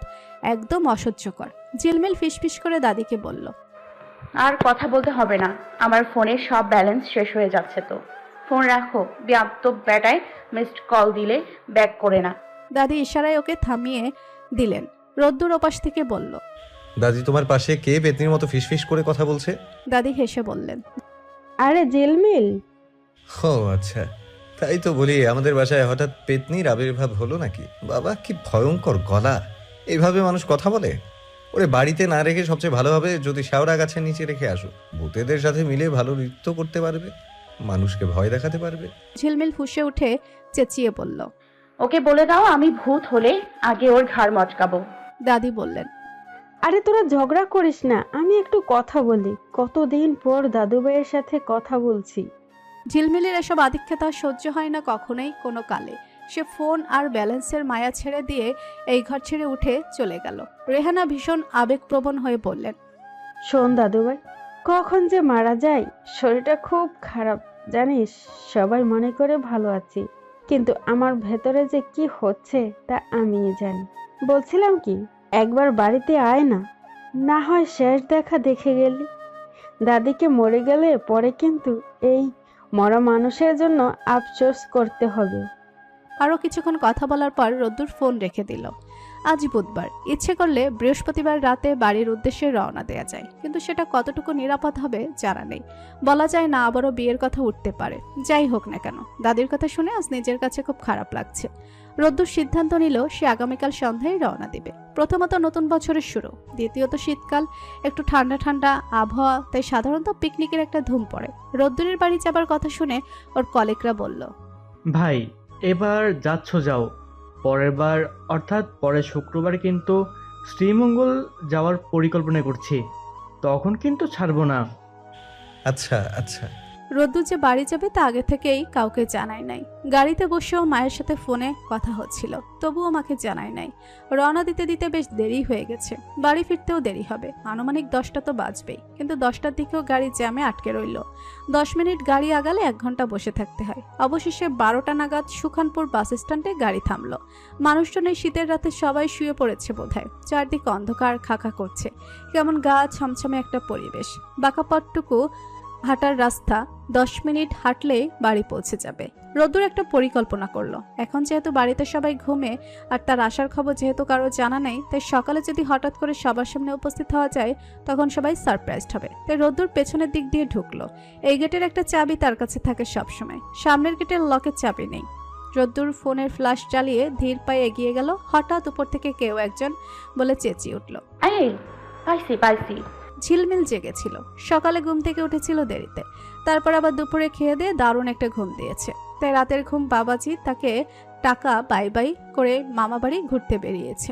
অবশেষে অনেকক্ষণ বিছানায় এপাশ ওপাশ করে ঘুম আসছিল না দেখে রান্নাঘরে গিয়ে কড়া করে 1 কাপ চা বানিয়ে পেছনের বারান্দায় এসে বসেছে। ঠিক তখনই চোখে পড়লো এক আগন্তুক। ভয় পেলেও ঝিলমিল মনে সাহস রেখে উঠে দাঁড়ালো। বারান্দার এক কোণা ওকানা থেকে অনেকবার দেখেও অন্ধকারের কারণে আগন্তুকের মুখ দেখতে পেল না। আশ্চর্য, বেটা আবার বাড়ির মধ্যে ঢুকছে, উদ্দেশ্য কি তার? চুরি করতে আসছে নাকি? এই যে সে ঝিলমিলের ঘরে জানালায় ঠকঠক করে বাড়ি ঢুকে পড়ছে। আটকানোর কোনো পথ নেই বলে ঝিলমিল চেঁচিয়ে উঠল। আগন্তুক ওখানেই থমকে দাঁড়িয়ে পড়ল। ঝিলমিল পুনরায় বলল, শালার সাহস কত বড়, বুকের পাটা কত বড়, আমাদের বাসায় আসছে চুরি করতে। বুকের পাটা আর একটু বড় থাকলে দাঁড়া, ওইখানে আমি বাড়ির সবাইকে ডেকে আনতেছি। রোদ্দুর কণ্ঠ শুনে বুঝতে পারলো এটা ঝিলমিল। এই মেয়ের স্বভাবই হচ্ছে না বুঝে শুনে চিল্লানো। রোদ্দুরও চাপা স্বরে চেঁচিয়ে উঠল, এই ছেমড়ি চুপ থাক, এত রাতে চেঁচামেচি করে কি সারা পাড়ার মানুষ জড়ো করবি নাকি? ও মা, ভুক নাকি? ঝিলমিল চোখ বড় বড় করে তাকালো। মানুষের অভাবই তো মনে হচ্ছে, কোনো ভূত আবার মানুষের রূপ ধরে এলো নাকি, তা আবার রোদ্দুরের। ঝিলমিল সাবধানী কণ্ঠে বলল, কে কে? আবার তুই সারের মতো চেঁচাচ্ছিস? নিচে নেমে গেট খুলে দে। তুই এত রাতে এখানে কি করিস? আশ্চর্য, আমার বাড়িতে আমি এত রাতে কি করি তার কৈফিয়ত তোকে দিতে হবে। তোকে যেটা বলেছি সেটা কর। ঝিলমিল এক মুহূর্ত ভেবে নিচে নেমে এলো, তবে বুঝতে পারছে না এটা সত্যি রোদ্দুর নাকি ওর রূপ ধরে আসা ভূতরূপী নকল রোদ্দুর। ঝিলমিল পেছনের দরজায় এসে দাঁড়ালো। ঝিলমিল ওপাশ থেকে বলল, আগে তোর হাত দেখা, তারপর গেট খুলছি। আজব, হাত দেখাতে হবে কেন? তুই জ্যোতিষী? না, হাত দে। রোদ্দুর চুপচাপ হাত বাড়িয়ে দিল। ঝিলমিল বেশ জোরে সোরেই একটা চিমটি বসিয়ে নিশ্চিত হয়ে নিল এটা রোদ্দুর। গেট খুলে দিল। আবছা লাইটের আলোয় রোদ্দুর নিজের হাত বাড়িয়ে দিয়ে হাতটা দেখে নিল। রাক্ষসী এমনভাবে চিমটি দিয়েছে যে ওই অংশটুকু লাল টকটকে হয়ে গেছে। ওই জায়গায় চিনচিন করে ব্যথাও করছে। রোদ্দুর চোখ মুখ কুঁচকে বলল, কি সমস্যা তোর? হাতে চিমটি দিলি কেন? দেখ হাতের কি অবস্থা হয়েছে। আমি দেখলাম তুই আসল নাকি নকল। রোদ্দুর ভুল কুঁচকে বলল, মানে হচ্ছে পরীক্ষা না করে তোকে বাড়িতে ঢুকতে দেই কি করে বলতো? তুই যদি ভূত হোস আর এসে আমার ঘাড় মটকাস তখন কি হবে ভাবতে পারছিস? বাবারে বাবা। ঝিলমিল দৃশ্যটা কল্পনা করেই চমকে উঠল। রোদ্দুর জিজ্ঞেস করলো, তুই ভূতে ভয় পাস? ঝিলমিল দাঁত কেলিয়ে হেসে বলল, হ্যাঁ হ্যাঁ মামা, ভূত ভয় পায় না এমন কোনো মানুষ আছে? তোর ঘাড় মটকাতে এলে তুইও বাপ বাপ করে পালাবি। আমি এই মুহূর্তে ভূতের ভয় পাচ্ছি না, কিন্তু তুই যেভাবে হাসছিস ঠিক পেতনির মতো। ওই যে শেওড়া গাছের পেতনি, তোকে দেখে আমার ভয় হচ্ছে। আমি তো এখানে থাকি না, আমার বাড়ির মানুষজন থাকে। কখন যে কার ঘাড়ে চেপে বসে ঘাড় মটকাস আল্লাহ ভালো জানে। রোদ্দুর ঝিলমিলের দিকে তাকিয়ে বলল। ঝিলমিলের হাসি মুখটা দপ করে নেভে গেল। মুখ কালো করে বলল, তুই জীবনেও মানুষ হবি না। যা যা, বক বক করিস না। আমিও যাই। তোর চক্করে পড়ে এতক্ষণে নিশ্চয়ই আমার চা ঠান্ডা বরফ পানি হয়ে গেছে। যাবই তো, অযথা তোর সাথে এতক্ষণ বকবক করে সময় নষ্ট করলাম। তোর মতো তো আর সারাদিন গায়ে হাওয়া লাগিয়ে ঘুরে বেড়াই না। আমার অফিস আছে, কাজ আছে, সকাল সকাল ঘুম থেকে উঠতে হয়। অন্য মানুষের মতো পড়ে পড়ে ঘুমাতে পারি না, আর নিশাচর হয়ে রাতও জাগতে পারি না। রোদ্দুর এইটুকু বলেই বহুজবাজির মতো চোখের পলকে উধাও হয়ে গেল। ঝিলমিল ভাবল ওর কথাবার্তা ঠিকঠাক লাগছে না। ও কি আসলেই রোদ্দুর, অর্থাৎ মেজো কাকা কাকির একমাত্র ছেলে, দাদির আদরের নাতি, আর বাড়ির সবার চোখের মনি? যা হয় হোক, ঝিলমিল আর ওখানে দাঁড়িয়ে থাকার সাহস পেল না। বাইরের দিকে তাকাতেই পিলে চমকে উঠল। অমাবস্যার মতো অন্ধকার। এখন ভূতে ধরলেও বাঁচার মতো কেউ নেই। একটু আগে রোদ্দুরকে বলে সে নিজে এখন বাপ বাপ করে দৌড়ে পালালো। শীতকাল হোক আর গরমকাল হোক, সরকার বাড়ির বউয়েরা সূর্যি মামা ওঠার আগে সাথে সাথে উঠে যায়। তারপর মামার সাথে পাল্লা দিয়ে চলে সংসারের নানান আয়োজন। যেহেতু যৌথ পরিবার, তাই কাজকর্ম বেশি। সবাই মিলে করলে কারোরই গায়ে লাগে না। সকালে এক একজন এক এক রকম নাস্তা খায়, কারোর সাথে কারো মিলে না। তাই বাড়ির বউয়েরা সকাল সকাল ঘুম থেকে উঠেই আয়োজনে ব্যস্ত হয়ে পড়েন। রোদ্দুরের আসার খবর এখনো কারো জানা নেই। ঝিলমিল রান্নাঘরে এসে বলল, বাহ, তোমাদের ওয়ান অ্যান্ড অনলি সাহেবের জন্য রান্না বান্না শুরু করে দিয়েছো? কিসের সাহেব? আমরা রান্না তোদের সবার জন্যই করছি। ভালো কথা। তুই আজ এত তাড়াতাড়ি ঘুম থেকে উঠে এসেছিস যে? সূর্য কোন দিকে উঠলো? সূর্য তার জায়গা মতোই আছে কাকি। কথা হচ্ছে ভূতের ভয়ে আমার একদম ঘুম হয় নাই। চোখ বন্ধ করলেই মনে হচ্ছে কেউ সামনে এসে দাঁড়িয়েছে, আবার চোখ খুলেও থাকতে পারতেছি না। কি যে অশান্তি। তার মধ্যে এই রোদ্দুর বেটা যে আসলেই মানুষ না ভূত বুঝতে পারছিলাম না। সারা রাত এপাশ ওপাশ করেই কাটালাম। নীলিমা এগিয়ে এসে বললেন, রোদ্দুরের কথা কি বললি? ঝিলমিল আহ্লাদি কণ্ঠে বলল, ও সরি, তোমার ছেলের নামে তো আবার কিছু বলা যাবে না। সরি সরি ডিয়ার, আমার ভুল হয়ে গেছে, ক্ষমা করে দাও প্লিজ। আর কখনো বলবো না, কানে ধরতে হবে। নীলিমা ঝিলমিলের পিঠে হালকা চাপড় মেরে বললেন, ধর, শুধু ফাজলামি করিস। হঠাৎ ছেলেটার কথা বললি তো, তাই জিজ্ঞেস করলাম। কতদিন থেকে বলতেছি ছুটির দিনগুলোতে একটু আয়, কই আর আসে। কি এক মুসিবতে পড়লাম বলতো। তোর চাচাকে কতবার বলেছি ছেলেকে অত দূরে পাঠিও না, এখানে রেখেই পড়াশোনা করাও। না, উনি আমার কোনো কথা শুনবে না। আগে উনি শোনেন নাই, এখন ওনার ছেলে শোনে না। আমার জ্বালা আর যন্ত্রণা। ঝিলমিল অবাক হয়ে বলল, কাকি তুমি জানো না? কি জানবো? তুমি আসলেই জানো না? ঝিলমিল আবারও অবাক হয়ে প্রশ্ন করলো, হেয়ালি না করে বলতো। তোমার ছেলে তো এখানেই কাল রাতে আসলো না, আসলেই জানো না তুমি? ঝিলমিলের কথা শুনে সবাই ওর দিকে ঘুরে তাকালো। নীলিমা বলল, বলিস কি তুই? স্বপ্ন দেখছিস নাকি? না, তুমি গিয়ে দেখে আসো। নীলিমা সত্যি দেখতে চলে গেলেন। তার ছেলে এসেছে, অথচ তিনিই জানেন না। রোদ্দুর ঘরের দরজা ভেতর থেকে লাগানো। জানালা দিয়ে তিনি উকি দিয়ে দেখলেন আসলেই তার ছেলে এসেছে। খুশি হয়ে সবাইকে জানালেন। শাশুড়িকেও এক পলক জানিয়ে এলেন। রেহেনা বললেন, দাদু ভাই ঘুম থেকে উঠলেই আমার এখানে পাঠিয়ে দিবে। সাদে উঠে রিমঝিম ঝিলমিলকে পাকড়াও করলো, বলল, ভাইয়া যে আসছে তো তুমি কিভাবে জানো? ডালমেকুস কালা হে, কি চলছে তোমাদের মধ্যে? তুমি কি আসলেই আমার ভাবি হবে? ভাইয়ার সাথে তোমার বিয়েটা হলে কি যে মজা হবে। ফালতু বকিস না। রোদ্দুরকে কাল রাতে আমি বারান্দা থেকে দেখেছিলাম, তাই জানতে পেরেছি ও এসেছে, নয়তো আমিও জানতাম না। মুখ কেলিয়ে উত্তর দিল ঝিলমিল। রিমঝিম কাঁধ নাড়িয়ে দুষ্টু হাসি হেসে বলল, ওমা, রাতে বারান্দায় কি করছিলে তুমি? ভাইয়ার জন্য অপেক্ষা করছিলে নিশ্চয়ই। সামনে ঝগড়া করো আর মনে মনে ঠিকই আদান প্রদান হয়ে গেছে। যা সর, যত সব আলতু ফালতু কথাবার্তা। ছোট মানুষ ছোট মানুষের মতো থাক। রিমঝিমের কথা ঝিলমিলের কাছে আলতু ফালতু মনে হলেও বাড়ির সবার কাছে গ্রহণযোগ্য নির্বাচন হলো। দাদি আবারও হন্যে হয়ে পড়লেন বিয়ে নিয়ে। রোদ্দুরকে ডেকে বললেন, এই তো আমি মরে যাচ্ছি, আমাকে বাঁচানোর জন্য আমার বাড়ির মানুষের কোনো ভূমিকাই নেই। যাদের কোলে পিঠে করে ছোটবেলা থেকে মানুষ করলাম, ওরাই আজকে আমারে চেনে না। আল্লাহ, এত দুঃখ আমি কই রাখবো? এই পোলা মাইয়াগুলোরে এত বড় কইরা কোনো ফল পাইলাম না। আমি মইরাই যাওয়ার পর আফসোস করবো এরা। আমার কথা এখন শুনতাছে না, বুঝবো একদিন। ঘরের বউগুলো আনলাম শখ কইরা, ওরাও এখন পোলা মাইয়া শাসন করে না, আর আদর দিতে দিতে মাথায় তুলছে। এখন এরা সবটি মিলেই আমার মাথার উপরে চড়ে নাচতেছে।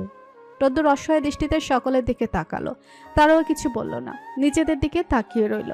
ছোট চাচ্ছু বললেন, আমি বুঝি না বিয়েতে তোদের কি সমস্যা? কারো অন্য জায়গায় প্রেম নাই, তারপর ও দোনো মনো করছিস কেন? অন্য কোনো সমস্যা? ঝিলমিল আর তুই দুজনই বেঁকে যাচ্ছিস। মায়ের কথা একবার ভাব, এত করে যখন বলছে একবার রাজি হয়ে দেখতে পারিস। রোদ্দুর কিচ্ছু বলল না। ঝিলমিলের খোঁজ করলো, ওকে পেলে ওর ঘরেই গিয়ে জিজ্ঞেস করলো, এই বিয়ের বিষয়ে তোর মতামত কি? ঝিলমিল নখে নেল পালিশ দিচ্ছিল। রোদ্দুরের কথা কানে নিল না। নেল পালিশ দেওয়া শেষে ফুল দিতে দিতে রোদ্দুরের দিকে তাকিয়ে বলল, কিছু বলছিলি? রোদ্দুর বলল, তুই একটা অসহ্য, তোকে আমি বিয়ে করবো কিভাবে? আশ্চর্য, সময়ের কোনো দামই নেই তোর কাছে। 15 মিনিট যাবত এখানে দাঁড়িয়ে আছি জাস্ট একটা মাত্র উত্তর শোনার আশায়। হ্যাঁ বল, কি বলছিলি? নিজের কাজের সময় অন্য কারোর কথা কানে নিতে পারি না। রোদ্দুরের রাগ হলেও তা সামলে বলল, তোর বিয়ের ব্যাপারে তোর মতামত কি? আমাকে বিয়ে দিলে আমি লাফাতে লাফাতে বিয়ে করে নিব। এই বাড়িতে থাকতে ভালো লাগে না, শ্বশুর বাড়িতে যাব। জীবনে কোনোদিন শ্বশুর বাড়ি দেখি নাই। স্বামীর সাথে ঘুরে বেড়াবো তিন্নি আপু তিথি আপুদের মতো। লাইফে শুধু চিল আর চিল। পড়াশোনা নামক আপদ তখন জীবন থেকে বিদায় দিয়ে দিব। রোদ্দুরের মনে হলো সামনে দাঁড়িয়ে থাকা পাগলের গলা টিপে ধরা।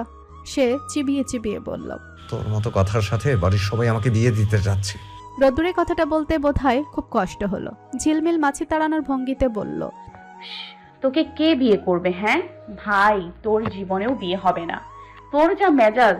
রোদ্দুর মনে মনে বলল, তোর যা কথাবার্তার ধরন, তোরও তো কোনোদিন বিয়ে হবে না। তার উপর বাড়ির সবাই আবার তোর মতো ঘাট তারা আমার গলায় ঝোলাতে চাইছে।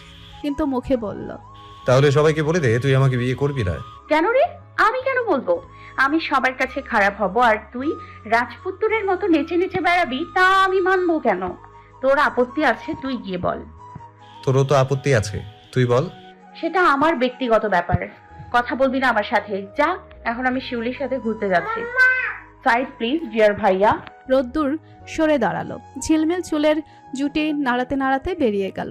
রাতের বেলা দাদি ভীষণ অসুস্থ হয়ে পড়লেন। ওনার একটাই কথা, নাতিকে ঘরে ফেরাতে হবে। নাতি দিনকে দিন বিগড়ে যাচ্ছে, আর ঘরে ফেরানোর একমাত্র উপায় হচ্ছে বিয়ে দেওয়া। ঝিলমিল বাড়িতে নেই, সেই যে গেছে এখনো ফেরে নাই। রোদ্দুরের আর কোনো মতামত দেওয়ার নেই, সে যা বলছে তার কোনো গুরুত্বই দিচ্ছে না কেউ। এখন ঝিলমিল যদি না বলে সেটাই একমাত্র ভরসা। এতদিনকার শত্রুকে আজ বন্ধু মনে হচ্ছে। নিশ্চয়ই ঝিলমিল এসে কিছু একটা করবে। তার হাতে আর কিছুই নাই, পরিস্থিতি হাতের বাইরে চলে গেছে। এদিকে ছোট চাচু আরেক কাজ করে বসে আছে। স্থানীয় মসজিদের ইমামকে ডেকে নিয়ে আসছে, তিনি বিয়েও পড়ান। যে কোনো সময় রেহেনা খাতুন বিয়ের রায় দিতে পারেন, তাই আগে থেকেই সবাই সব বন্দোবস্ত করে রেখেছে। দাদি বলতে শুরু করলেন, দোয়া দরুদ পড়ো বউয়েরা, যে কোনো সময় চলে যাব। মাথা ঘুরে, বুকের মধ্যে ব্যথা করে। আল্লাহ, এই দিন মরণের দরজা থেকে ফিরিয়ে এনেছ। আর কতদিন? এইবার ডাক পড়েছে আমার। কিছুক্ষণ বাদেই ঝিলমিল ঘরে ঢুকলো। বাড়ির পরিস্থিতি দেখে একদম অবাক, মাথায় হাত। রোদ্দুরকে দেখলো এক কোনায় মুখ কালো করে বসে আছে। বসার ঘরে ইমাম সাহেবকে দেখলো বাবা এবং চাচাদের সাথে বসে আলাপ আলোচনা করছে। বাড়ির বাকিরাও আছে, যে যার মতো, কিন্তু সবাই ব্যস্ত হয়ে এ ঘর থেকে ওই ঘরে দৌড়াচ্ছে। রোদ্দুর ঝিলমিলকে চোখের ইশারায় কিছু বলতে বলল। তৎক্ষণাৎ বড় চাচি তা দেখে ফেললেন এবং বললেন, এই তোরা চোখে চোখে কি বলছিস?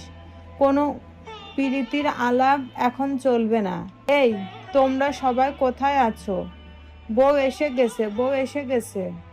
বাকিরাও চিপা চাপা থেকে বেরিয়ে এসে চেঁচামেচি শুরু করে দিল। বউ এসে গেছে, বউ এসে গেছে। এই কুয়াশাচ্ছন্ন আকাশে চাঁদ দেখা যাচ্ছে না, তবে চাঁদের স্নিগ্ধ আলোয় চারিপাশ অভিভূত। সবাই বলাবলি করছিল আজ মনে হয় জ্যোৎস্না রাত। রাতের আকাশে মেঘেরা দল বেঁধে ঘুরে বেড়াচ্ছে, মনে হয় আকাশ রাজ্য পাহারা দিচ্ছে। মেঘের ফাঁকে ফাঁকে মাঝে মধ্যে দুই একটা তারা খুব নজরে পড়ছে। এমনই একটা মুহূর্তে ঘটনাচক্রে এমন দুজন মানুষের জীবন একই সূত্রে গাঁথা পড়ল, যাদের এই সূত্র সম্পর্কে কোনো ধারণাই ছিল না। কি আশ্চর্য নিয়তির লেখন! আজকের এই ঘটনাটা ঘটবে বলেই হয়তো সেদিন সানিয়ার কাছে থেকে নির্মম প্রত্যাখ্যান পেতে হয়েছিল। ঝিলমিল অনেকবার মানা করেছিল, কিন্তু কোনো লাভ হয়নি। মা বাবা চাচা চাচি সহ সবাই উঠে পড়ে লেগেছে, এমনকি হবু শাশুড়িও। ঝিলমিলের মতো জেদি মেয়েকে কবজা করা সোজা ছিল না। শুধুমাত্র দাদি ইমোশনাল হয়ে পড়েছিলেন বলে মানবিকতার খাতিরে এই বিয়ের আসনে বসতে হলো। ঠিক 8টা 18 তাদের বিয়েটা সম্পন্ন হয়েছে। সেই থেকে এখন পর্যন্ত ঝিলমিল মুখ কালো করে বসে আছে। একই অবস্থা রোদ্দুরেরও। ছোট চাচু একটা রুমাল হাতে ধরিয়ে দিয়ে বললেন, নতুন জামাই, এই রুমালটা দিয়ে মুখখানা ঢেকে রাখো তো। রোদ্দুর রুমালটা হাতে নিয়ে সেটাকে হাতের মুঠোয় চেপে ধরে দলাই মুচড়াই করে রাগ মেটানোর ব্যর্থ প্রয়াস চালিয়ে যাচ্ছে। রোদ্দুরকে বিয়ে করতে হয়েছে বলে ঝিলমিলের যতটা না দুঃখ হচ্ছে, তার চেয়েও বেশি দুঃখ হচ্ছে এই ভেবে যে সে সারা জীবন এই বাড়িতে পালিয়ে বাঁচতে চেয়েছে, অথচ এই বাড়িতেই আজ তার পার্মানেন্ট জায়গা হয়ে গেছে। রিমঝিম ফিস করে ঝিলমিলের কানে কানে বলল, ভাবি অমন মুখ ভার কেন গো? একটু হাসো, আমরাও দেখি হাসলে তোমাকে কেমন দেখায়। একটু দূর থেকে দাদি বললেন, ওরে মিষ্টি খাওয়া, ওই চোখ মুখ এরকম শক্ত করে রেখেছে কেন? আজ একটা আনন্দের দিন, কোথায় এসে মুরব্বীদের থেকে দোয়া নিবে তা না করে ঠাই ওখানেই বসে আছে। ও সেজে বউ, তোমার মাইয়ার কি হয়েছে গো? জিগাও না কেন? দাদি এতক্ষণ অসুস্থ ছিলেন, এমন নাজেহাল অবস্থা যা মুখে প্রকাশ করার মতো নয়, অথচ এখন তিনি সুস্থ। শুধু তাই নয়, আগের মতো সবাইকে ধমকাধমকিও করছেন, সবার সাথে হাসাহাসি করছেন। অন্য সময় হলে ঝিলমিল খুশি হতো, কিন্তু এখন ওর রাগ লাগছে। সবার মাঝখান থেকে সে উঠে দাঁড়িয়ে বলল, আমি ঘরে যাব। বড় চাচি বললেন, যাবেই তো মা, তার আগে আরেকটু বস, শুভ কাজে একটু মিষ্টিমুখ করতে হয়। এই তানিশা, তুই বসে বসে কি করছিস? ওঠ যা, তোর নতুন ভাবিকে মিষ্টিমুখ করা। বলেই তিনি চাপা হাসলেন। রোদ্দুর এইদিকে তাকালো, কি থেকে কি করবে বুঝতে পারছে না। ইচ্ছে মতো কাউকে রামধুলাই দিতে পারলে মনের রাগ মিটত। এই অসহ্যকর ঝগড়াটে মেয়ের সাথে সারা জীবন সংসার করার কথা চিন্তা করলেই তো হাত পা ছড়িয়ে কাঁদতে ইচ্ছে করে। না, সম্ভব নয়। এখনই ভনভন করে মাথা ঘুরছে, ভবিষ্যতে তাহলে কি হবে? ঝিলমিলার কথা বাড়াতে চায় না বলে চুপচাপ মিষ্টি খেয়ে নিল। তারপর নিজের ঘরে যাওয়ার জন্য পা বাড়াতেই শুনতে পেল সবাই বলাবলি করছে, বহু কষ্টে বাগান থেকে অল্প কিছু ফুল ছিঁড়ে রোদ্দুরের ঘরটা সাজিয়েছি। বিয়ে যেভাবেই হোক, বাসরটা অন্তত ঠিকঠাক হোক। আমাদের তো আবার। ওদের বাকি বলা ঝিলমিল শুনল না। বাসর? হ্যাঁ, সে এখন নিজের ঘরে গিয়ে দরজা যে বন্ধ করবে, 2 দিনের মধ্যে ঘরের দরজা খুলবে না সিদ্ধান্ত নিল। এদিকে রিমঝিম আর তানিশা রোদ্দুরকে দুলাভাই দুলাভাই বলে সম্বোধন করা শুরু করে দিয়েছে। বিয়ে যেহেতু কোনোরূপ অনুষ্ঠান ছাড়াই হঠাৎ করে হয়ে গেছে, তাই সব ধরনের আনুষ্ঠানিকতা থেকে তারা পরিপূর্ণভাবে বঞ্চিত হচ্ছে। এখন সবাই বায়না ধরল শালী হিসেবে নতুন দুলাভাইয়ের কাছ থেকে তারা বকশিশ আদায় করেই ছাড়বে। কিন্তু রোদ্দুরকে কিছুতেই টলানো গেল না। রিমঝিম অনুনয়ের সুরে বলল, দুলাভাই প্লিজ, আর টাকা না দিলে আপনাকে কিছুতেই ঘরে যেতে দিব না। সারা রাত কিন্তু এখানেই বসিয়ে রেখে আমরা পাহারা দিব। রোদ্দুর নির্বিকার কণ্ঠে বলল, ঠিক আছে। ওরা তবু অনুনয় বিনয় করতেই লাগলো। রোদ্দুর কোনো কথা শুনল না, ও ওখানেই বসে রইল। কিছুক্ষণ বাদে মেজো কাকি এসে ধমক দিয়ে বললেন, এ আমার ছেলেটাকে তোরা এইভাবে ধরে বেঁধে রেখেছিস কেন? ছাড় ওকে। রোদ্দুর, তুই ওঠ বাবা, উঠে ঘরে যা। রোদ্দুর তাই করলো। রোবটের মতো নিষ্প্রাণ হেঁটে ঘরে চলে গেল। নীলিমা তানিশাকে বললেন, ঝিলমিল তো ওর ঘরে, তাই না? শোন, নতুন বর বউ বিয়ের দিন এভাবে আলাদা থাকবে এটা তো ঠিক না। তোরা তো এখন 2 পক্ষের আত্মীয়, এক পক্ষের ননদ আর এক পক্ষের শালী। তোদের একটা কর্তব্য আছে না? আর নিশ্চয় কিছু বলে দিতে হবে না। যা এবার। তানিশা আর রিমঝিম দুজনেই ছুটল। পরিকল্পনা করলো কিভাবে দুজনকে আজ এক রাতে একসাথে করা যায়। দুজনই ঘরে গিয়ে ভেতর থেকে লক করে রেখেছে। রাত বাজে 10:30। যা করার এক্ষুনি করতে হবে। তানিশা অনেক ভেবেচিন্তে একটা বুদ্ধি বের করলো, যদিও সেটা কতটা যৌক্তিক হবে তার জানা নেই। রিমঝিমকে বলতেই সেও সায় জানালো। আপাতত মাথায় যেহেতু কিছুই আসছে না, তাই এই উপায়ই অবলম্বন করতে হবে। প্রথমে তানিশা গেল ঝিলমিলের কাছে, গিয়ে দরজা ঠকঠক করে বলল, আপু আছো? একটু দরজাটা খোলো, কথা আছে। ঝিলমিল তৎক্ষণাৎ ওপাশ থেকে জবাব দিল, যা বলবি বাইরে থেকেই বল, আমি দরজা খুলবো না। আপু আপু একটা সারপ্রাইজ আছে, প্লিজ একটু বাইরে আসো। ঝিলমিল দরজা খুলে বের হলো। উকি দিয়ে তানিশার আশপাশটা দেখে নিল। কাউকে দেখতে পেল না বলে মনে মনে স্বস্তির নিঃশ্বাস ফেলল। তানিশাকে জিজ্ঞেস করলো, কি হয়েছে? অসময়ে আমাকে বিরক্ত করছিস কেন? ছোট ছোট দারুণ একটা সারপ্রাইজের ব্যবস্থা করেছে তোমার জন্য, চলো না প্লিজ। আমার তো দেখে থাও, আমরা ভাবছি তুমি দেখলে কি না, তোমার কতদিনের স্বপ্ন ফাইনালি পূরণ হতে যাচ্ছে। ঝিলমিল তীক্ষ্ণ চোখে তাকিয়ে বলল, কি সারপ্রাইজ? সেটা আমি বলে দিলে মজা থাকবে, সবাই ওখানেই আছে, চলো প্লিজ। আচ্ছা চল। ঝিলমিল দুপা এগিয়ে গেলেই তানিশা বাধা দিয়ে বেশ সাবধানী কণ্ঠে বলল, আপু দাঁড়াও, এভাবে যেও না। ঝিলমিল নিজের দিকে তাকিয়ে বলল, কেন? খারাপ দেখাচ্ছে বা কি সমস্যা? না না, তুমি ঠিক আছো। সারপ্রাইজ অবশ্য সারপ্রাইজের মতো হতে হবে, তাই না? আসো তোমার চোখটা বেঁধে নিয়ে যাই। বলেই তানিশা হাতের মুঠোয় লুকিয়ে রাখা রুমালটা বের করলো। ঝিলমিল ইতস্তত করে বলল, আশ্চর্য, এসবের কি দরকার? এমনিতেই তো। সব সময় তো শাসন চলবে না, দেখি ঘোরো ওইদিকে, তারপর চলো আমার সাথে। তানিশা ঝটপট ঝিলমিলের চোখ বেঁধে দিল। তারপর ঝিলমিলকে নিয়ে একবার ড্রয়িং রুমে গেল, একবার সিঁড়ি বেয়ে নিচে নেমে আবার উপর উঠে কয়েকটা ঘর ঘুরে রোদ্দুরের ঘরের সামনে এসে দাঁড়ালো। উকি দিয়ে দেখলো রোদ্দুরও ঘরে নেই। তার মানে রিমঝিম ও তার কাজ ঠিকঠাক মতো করেছে। তানিশা ঝিলমিলকে নিয়ে বসিয়ে দিল। ঝিলমিল বুঝলো না কোথায় এসেছে, জিজ্ঞেস করলো, সারা দুনিয়া ঘুরে কোথায় এসে বসলাম? এইবার কি চোখের বাঁধন খুলতে পারবো? 1 মিনিট। ততক্ষণে রিমঝিম ও রোদ্দুরকে নিয়ে দরজায় এসে দাঁড়িয়েছে। ওরও চোখ বাঁধা। তানিশা ঘর ছেড়ে বেরিয়ে এলো দ্রুত। দুজনই রোদ্দুরকে পেছন থেকে ধাক্কা মেরে তৎক্ষণাৎ দরজা বাহির থেকে লক করে দিল। এদিকে রোদ্দুর কিছু বুঝে উঠতে পারলো না, হুমড়ি খেয়ে পড়ে গিয়ে টেবিলের কোণার সাথে হাতে কপালে বেশ ব্যথা পেল। শব্দ শুনে ঝিলমিল উঠে দাঁড়ালো এবং চোখের বাঁধন একটানে খুলে ফেললো।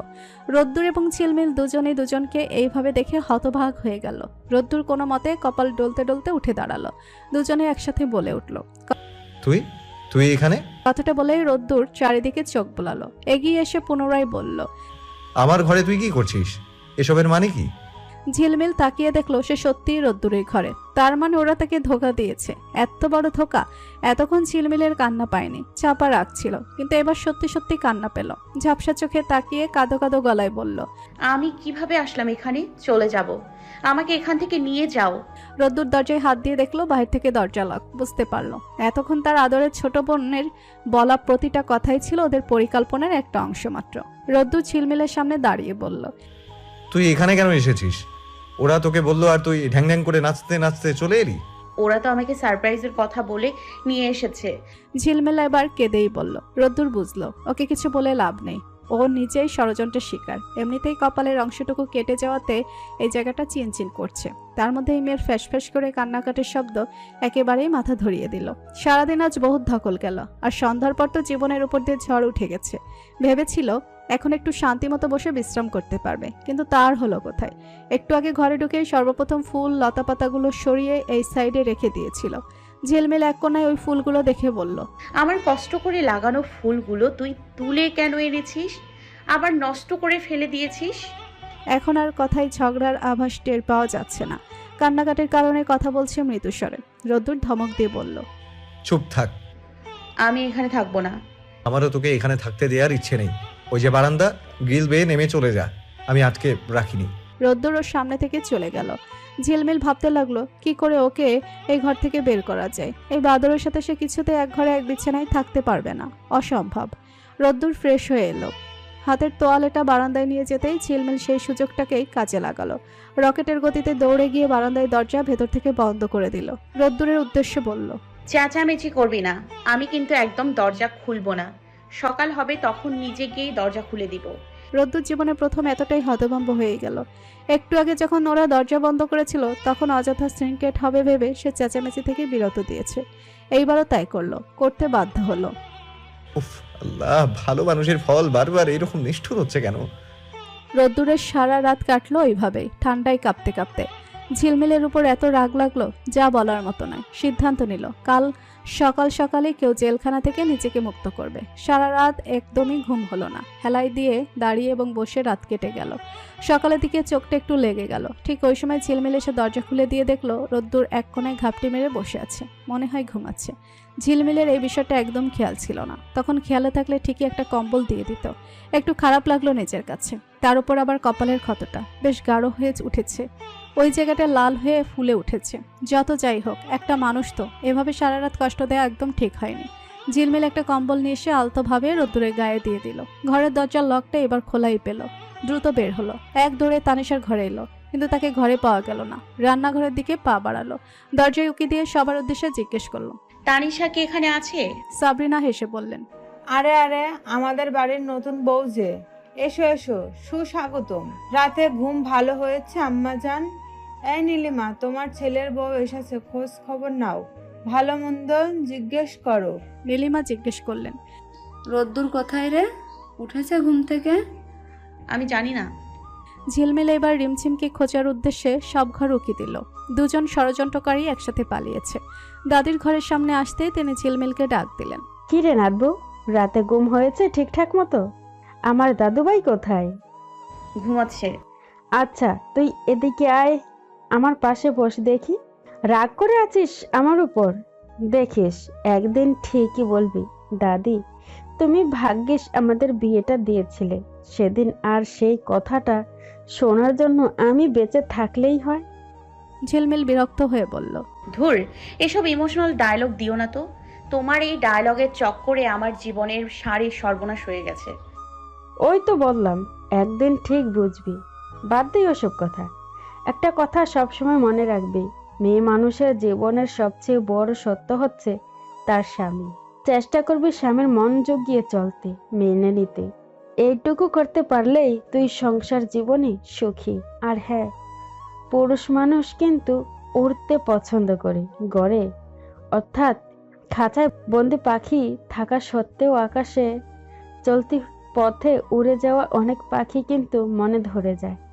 তুই কি করবি জানিস? মায়ায় বেঁধে রাখবি। মানুষ অনেক ক্ষেত্রে ভালোবাসা ছাড়তে পারে, কিন্তু মায়া কখনোই কাটিয়ে উঠতে পারে না। আর হ্যাঁ, স্বামী মানে হচ্ছে। ঝিলমিল চিবিয়ে চিবিয়ে নিজের মনেই বলল, স্বামী না তো আসামি। দাদির করা পুরোপুরি শোনার প্রয়োজন বোধ করলো না, উঠে চলে গেল। রোদ্দুর ঘুম থেকে উঠে আসার পর বাড়ির সবাই ওর কপালের ক্ষতটা দেখে নিশ্চিত মনে মনে ভেবে নিয়েছেন কাল রাতে নিশ্চয়ই দুজন মারামারি করতে গিয়ে এই অবস্থা করেছে। শিবু ঝিলমুলকে একগাদা কথা শোনালেন, সম্ভব হলে দুটো থাপ্পড়ও মারতেন। আফসোস করে কপাল চাপড়ালেন। এটা তিনি কেমন মেয়ে পেটে ধরেছেন। রাগে গজগজ করতে করতে রোদ্দুরের কপালে খুব যত্ন করে ব্যান্ডেজ করে দিলেন। জিজ্ঞেস করলেন, বাবা, আর ব্যথা আছে? না কাকি। রোদ্দুর হেসে জবাব দিল। এতক্ষণ সে একটাও কথা বলেনি। বাড়ির সবাই যা বলেছে তা চুপচাপ কানে নিয়েছে। ওরা ভেবেছে কপাল কেটে যাওয়ার জন্য ঝিলমিল দায়ী। রোদ্দুর সেটাতেই চুপচাপ সায় দিয়েছে। কালও যা করেছে সেই তুলনায় এটা তেমন কিছুই নয়, শুধুমাত্র প্রতিশোধ নেওয়ার প্রথম ধাপ আর কি। ঝিলমিল অনেকবার নিজেকে নির্দোষ প্রমাণ করতে চাইলেও কেউ তাকে বিশেষ পাত্তা দেয় নাই। সবাই রোদ্দুরকে নিয়েই ব্যস্ত ছিল। ঝিলমিলের অসহায় চাহনি দেখে অনেকক্ষণ বাদে রোদ্দুরের ঠোঁটের কোণে সামান্য হাসির রেখা ফুটে উঠল। দুপুরের আগে আগেই রোদসী এসে হাজির। গতকাল রাতে বিয়ের সময় সশরীরে উপস্থিত না থাকতে পারলেও ওরা ভিডিও কলে ঠিকই উপস্থিত ছিল। এই বাড়িতে সবাই তো ঝিলমিলের বিপক্ষে, একমাত্র রোদেশী সবকিছুতে ওর পক্ষে ছিল। বড় বোনকে দেখে ঝিলমিল কান্নায় ভেঙে পড়ল, কাঁদতে কাঁদতে বলল, দেখেছো ওরা কি করলো আমার সাথে?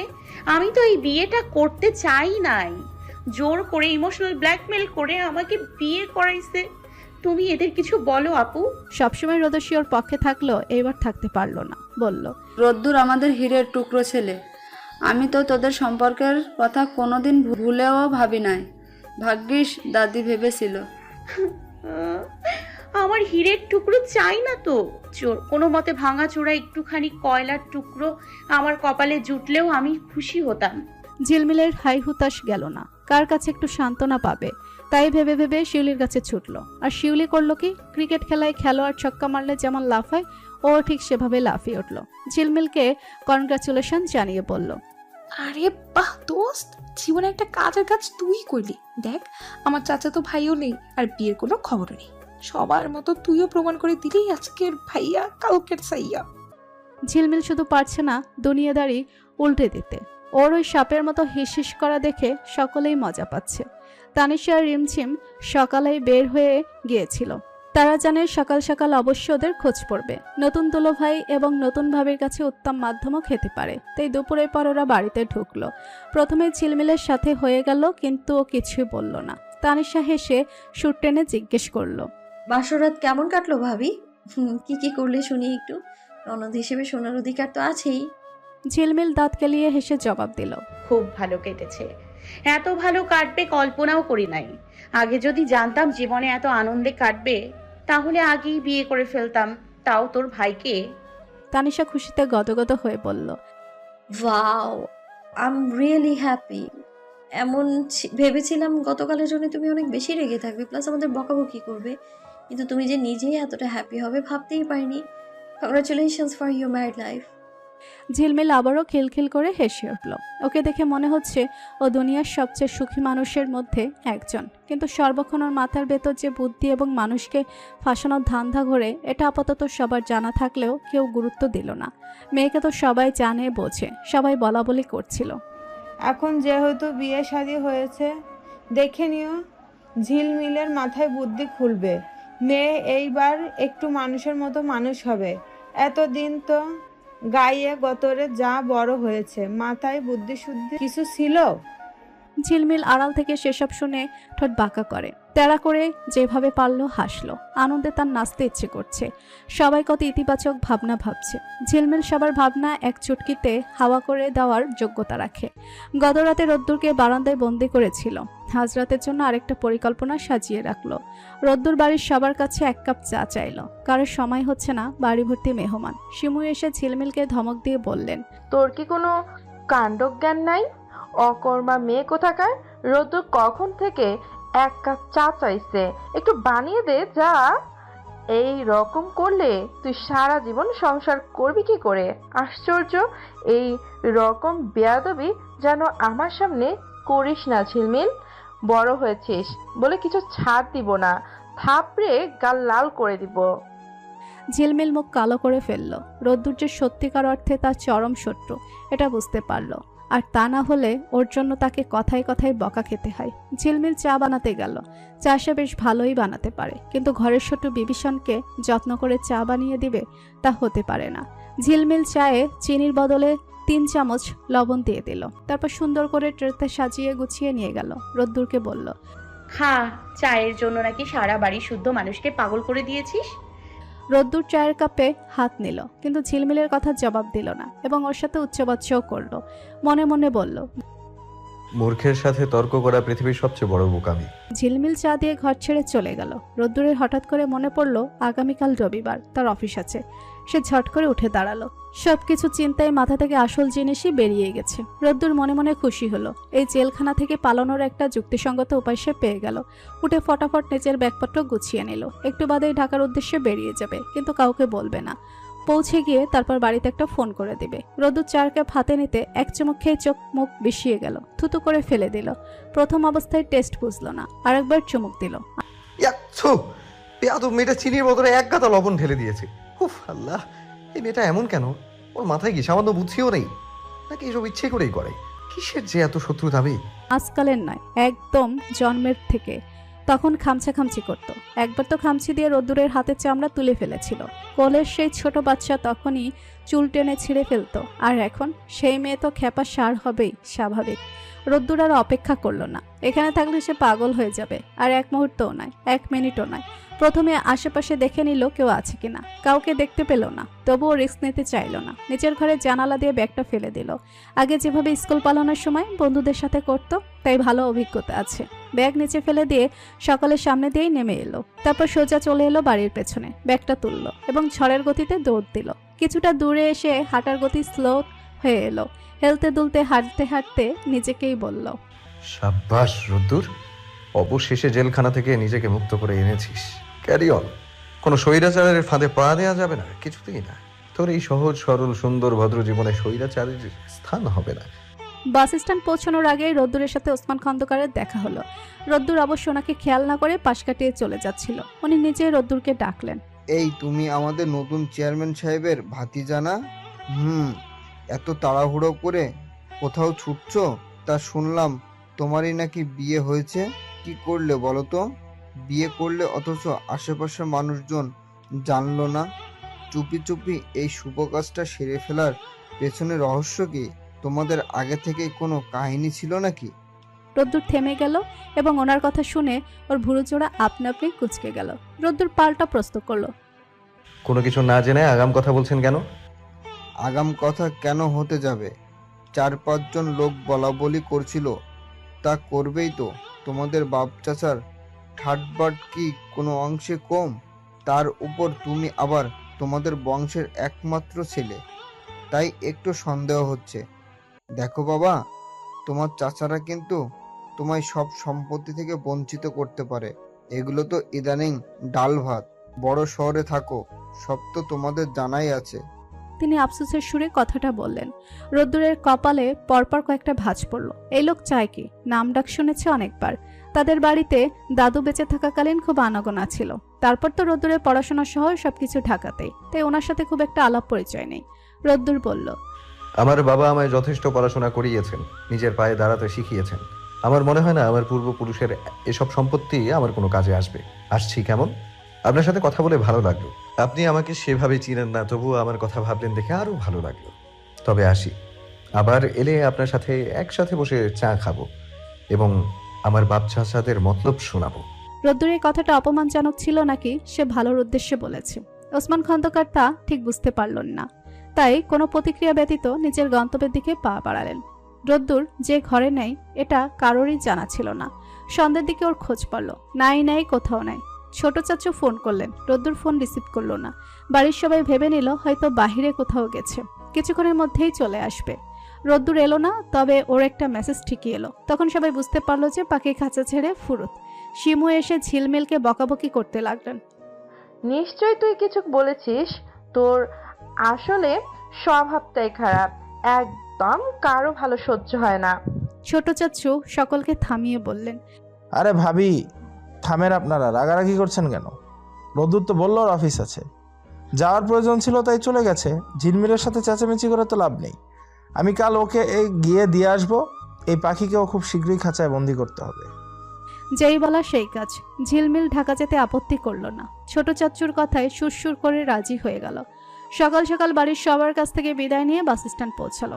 যাওয়ার সময় সকলেই একরোখা কণ্ঠে তাকে হাজারখানেক সাবধান বাণী শুনিয়ে দিল। ঝিলমিল মনে মনে ভাবল, যাক বাবা, কিছুদিন হোক আর যতদিনই হোক, এদের নজরদারি তো আর আমাকে সহ্য করতে হবে না। তারপর রওনা দিল। ওখানে পৌঁছাতে পৌঁছাতে প্রায় বাজে 9টা। এই সকালবেলাতেও ভিড়ের মাঝে পা রাখার জো নেই। সেখানে যেখানে গাড়ি আটকে পড়ে ছাড়ার কোনো নামই নেই। রোদ্দুরের বাসায় পৌঁছাতে 10:30।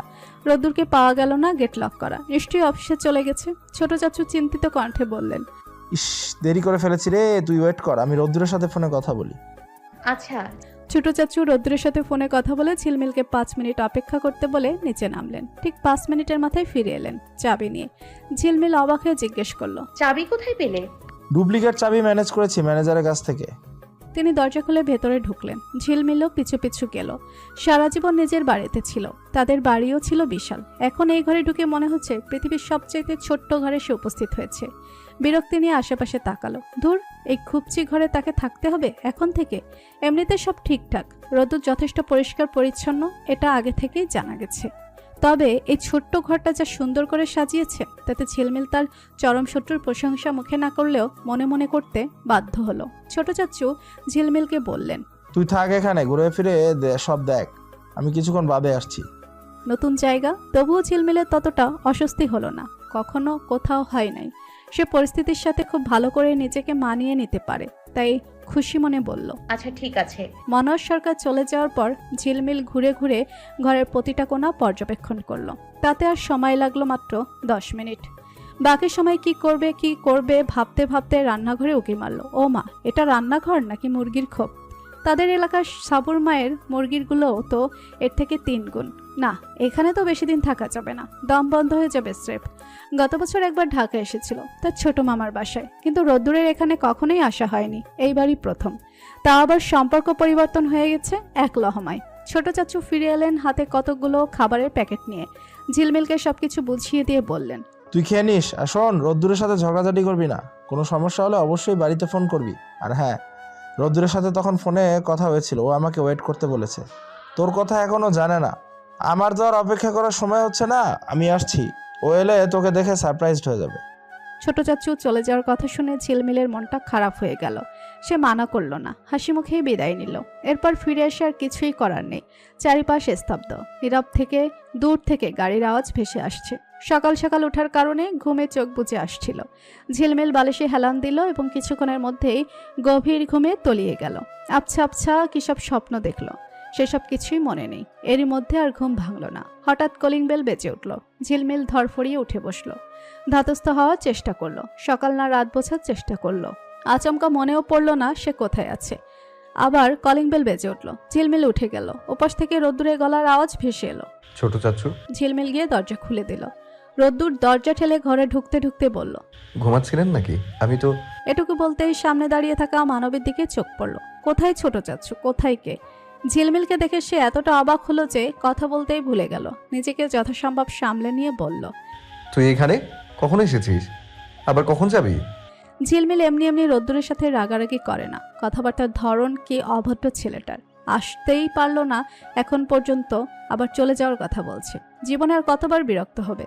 এত বিরক্ত হতে হতে এখন নিজের প্রতি রাগ লাগে। তাই সে স্বাভাবিক ভঙ্গিতে বলল, হ্যাঁ, আমি এখানে আজকে এসেছি, ছোট চাচুর সাথে এসেছি। এখান থেকে আপাতত কোথাও যাচ্ছি না, কিছুদিন থাকবো। মানে কি? তুই এখানে কিভাবে থাকবি? তুই যেভাবে থাকিস সেভাবেই থাকবো। রোদ্দুর গলার টাইটা ঢিলা করে সেটা খুলে একদিকে ছুঁড়ে ফেলে দিয়ে বলল, অসহ্য, অসহ্য। ছোট চাচু কোথায়? চলে গেছে? তোকে রেখে গেল কেন? আর নিয়ে বা এলো কেন? আমি আশ্চর্য হয়ে যাচ্ছি সবার কর্মকাণ্ডে। তারপর নিজ মনে কিসব গজগজ করে বলে গেল। ঝিলমিল কিছু বুঝল না। রোদ্দুর পুনরায় বলল, তুই কি সত্যি এখানে থাকবি? মিথ্যা থাকা যায় বলে আমার জানা নেই। ঠিক আছে, এখানে থাকতে হলে ভদ্রভাবে থাকতে হবে, অবশ্যই আমার কথা মেনে চলতে হবে। অবশ্য আমি সবসময় বাসায় থাকি না, তাই তোর মুখটা আমার বেশি দেখতে হবে না। অচেনা শহর, বাসা থেকে বের হবি না। তুই হারিয়ে গেলে তার দায় আমি নিতে পারবো না। আর হ্যাঁ, আরেকটা কথা, আমি আমার বেড শেয়ার করে অভ্যস্ত নয়, তাই তুই। রোদ্দুরকে কথা শেষ করতে দিল না ঝিলমিল, নিজে বলল, বেড শেয়ার করতে অভ্যস্ত না হলে আবার সেদিনের মতো বারান্দায় থাকিস, সমস্যা কোথায়? এখানে তোর কোনো ভাঁওতাবাজি চলবে না। আপাতত কিছু চালাতেও চাচ্ছি না। তোর কথা শেষ তো, এইবার আমার শর্ত বলি শুনে রাখ। যেহেতু আমি তোকে দয়া করে বিয়ে করেই ফেলেছি, তাই। রোদ্দুর ঝিলমিলের মুখ থেকে কথা কেড়ে নিল। তুই আমাকে দয়া করে বিয়ে করেছিস? হাসালি। হাসতে হাসতে আর সত্যি কথা মুখে আসছে না। আমি তোর মতো গাধীকে বিয়ে না করলে তোর জীবনে বিয়ে হতো? কে তোকে বিয়ে করতো? একটা মানুষ আমাকে দেখাতে পারবি তুই? পারবি না, পারবি না। ঝিলমিল কোমরে হাত গুজে বলল, কবুল প্রথম আমি বলেছি, তাই বিয়ে আমি আগে তোকে করেছি। এত বড় বড় কথা বলিস না। ছিল তো গার্লফ্রেন্ড একটা, গেল কেন? তোর এই তেরামি আর বাড়াবাড়ি স্বভাবের কারণে না কেউ থাকবে না।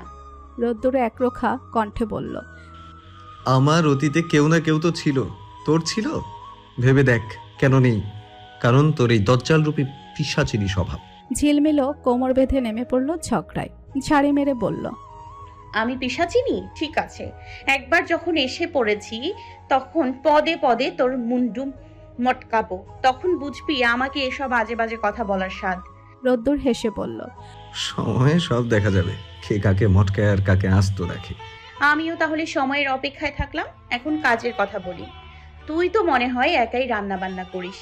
এখন আমি যেহেতু তোকে দয়া করে নিজের গলায় ঝুলিয়েছি, তাই একবেলার রান্না আমি করে দিব, নো প্রবলেম। আর হ্যাঁ, এই বাড়ির সব কাজ তুই করবি। এতদিন যেহেতু করে এসেছিস, বাদ বাকি দিনগুলোতেও করতে পারবি। রোদ্দুর সরু চাহনি নিক্ষেপ করে সবগুলো কথা শুনে কোনো রূপ বাক্য ব্যয় না করে ফ্রেশ হতে চলে এলো। ফ্রেশ হয়ে বাইরে বেরিয়ে গেল। ঝিলমিল মনে মনে বলল, এই কাঠখট্টা স্বভাবের কারণে এই ছেলের গার্লফ্রেন্ড বেচারা ওর কপালে টেকে নাই, আর শেষমেশ আমাকে ওর গলায় ঝুলতে হয়েছে। রোদ্দুর বেরিয়ে যাওয়ার মিনিট 5 পর আবার কলিং বেলের আওয়াজ ভেসে এলো। নিশ্চয়ই রোদ্দুর এসেছে, কিছু একটা ফেলে গেছে, হয়তো বাইরে যাওয়ার মতো ঘুরে গেছে। ঝিলমিল দরজা খুলে দিল।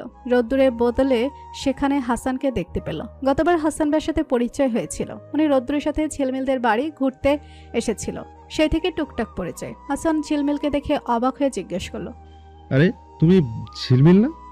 অনেক বড় হয়ে গেছো তো। কেমন আছো? ঢাকা কবে এলে? ঝিলমিল হাসি মুখে সব প্রশ্নের উত্তর দিল। হাসান ফের জিজ্ঞেস করলো, রোদ্দুর কোথায়? জানি না, বাইরে চলে গেল। আচ্ছা আচ্ছা, ঠিক আছে, আমাদের বাসায় বেড়াতে এসো। কতদিন থাকবে? ঝিলমিল নির্বিকারভাবে উত্তর দিল, আমার মতো মুক্তোর গলায় যেহেতু ওই বাদর ঝুলে পড়েছে, তাই ঠিক বলতে পারছি না কতদিন থাকবো এখানে। হাসান বিশ্ব অধবাক হয়ে জিজ্ঞেস করলো, মানে কি বুঝলাম না। ঝিলমিল ওকে সমস্ত ঘটনা খুলে বলল, ওদের বিয়ের দিন থেকে শুরু করে আজকের দিন পর্যন্ত সব ঘটনা। শুনে তো হাসান স্তব্ধ, হতবাক, হতভম্ব, বিড়বিড় করে বলল, সম্পর্ক বদলে গেল একটা সিগনেচারে। হাসান দ্বিধায় পড়ে গেল। ঝিলমিলের কথা আসলে সত্যি না মিথ্যে বুঝতে পারল না, তবে ও তাকে মিথ্যা কথাই বা বলবে কেন। হাসান হেসে ঝিলমিলের থেকে বিদায় নিয়ে চলে এলো বাইরে। রোদ্দুরকে ফোন করে জানতে পারলো ও আর সবিক 4 রাস্তার মোড়ে আছে। হাসান দ্রুত পা চালালো সেদিকে। মিনিট 10 হাঁটতে ওদের দুজনকে একসাথে দেখতে পেল। চুপি চুপি পেছন থেকে গিয়ে হামলা চালালো। রোদ্দুর বলল,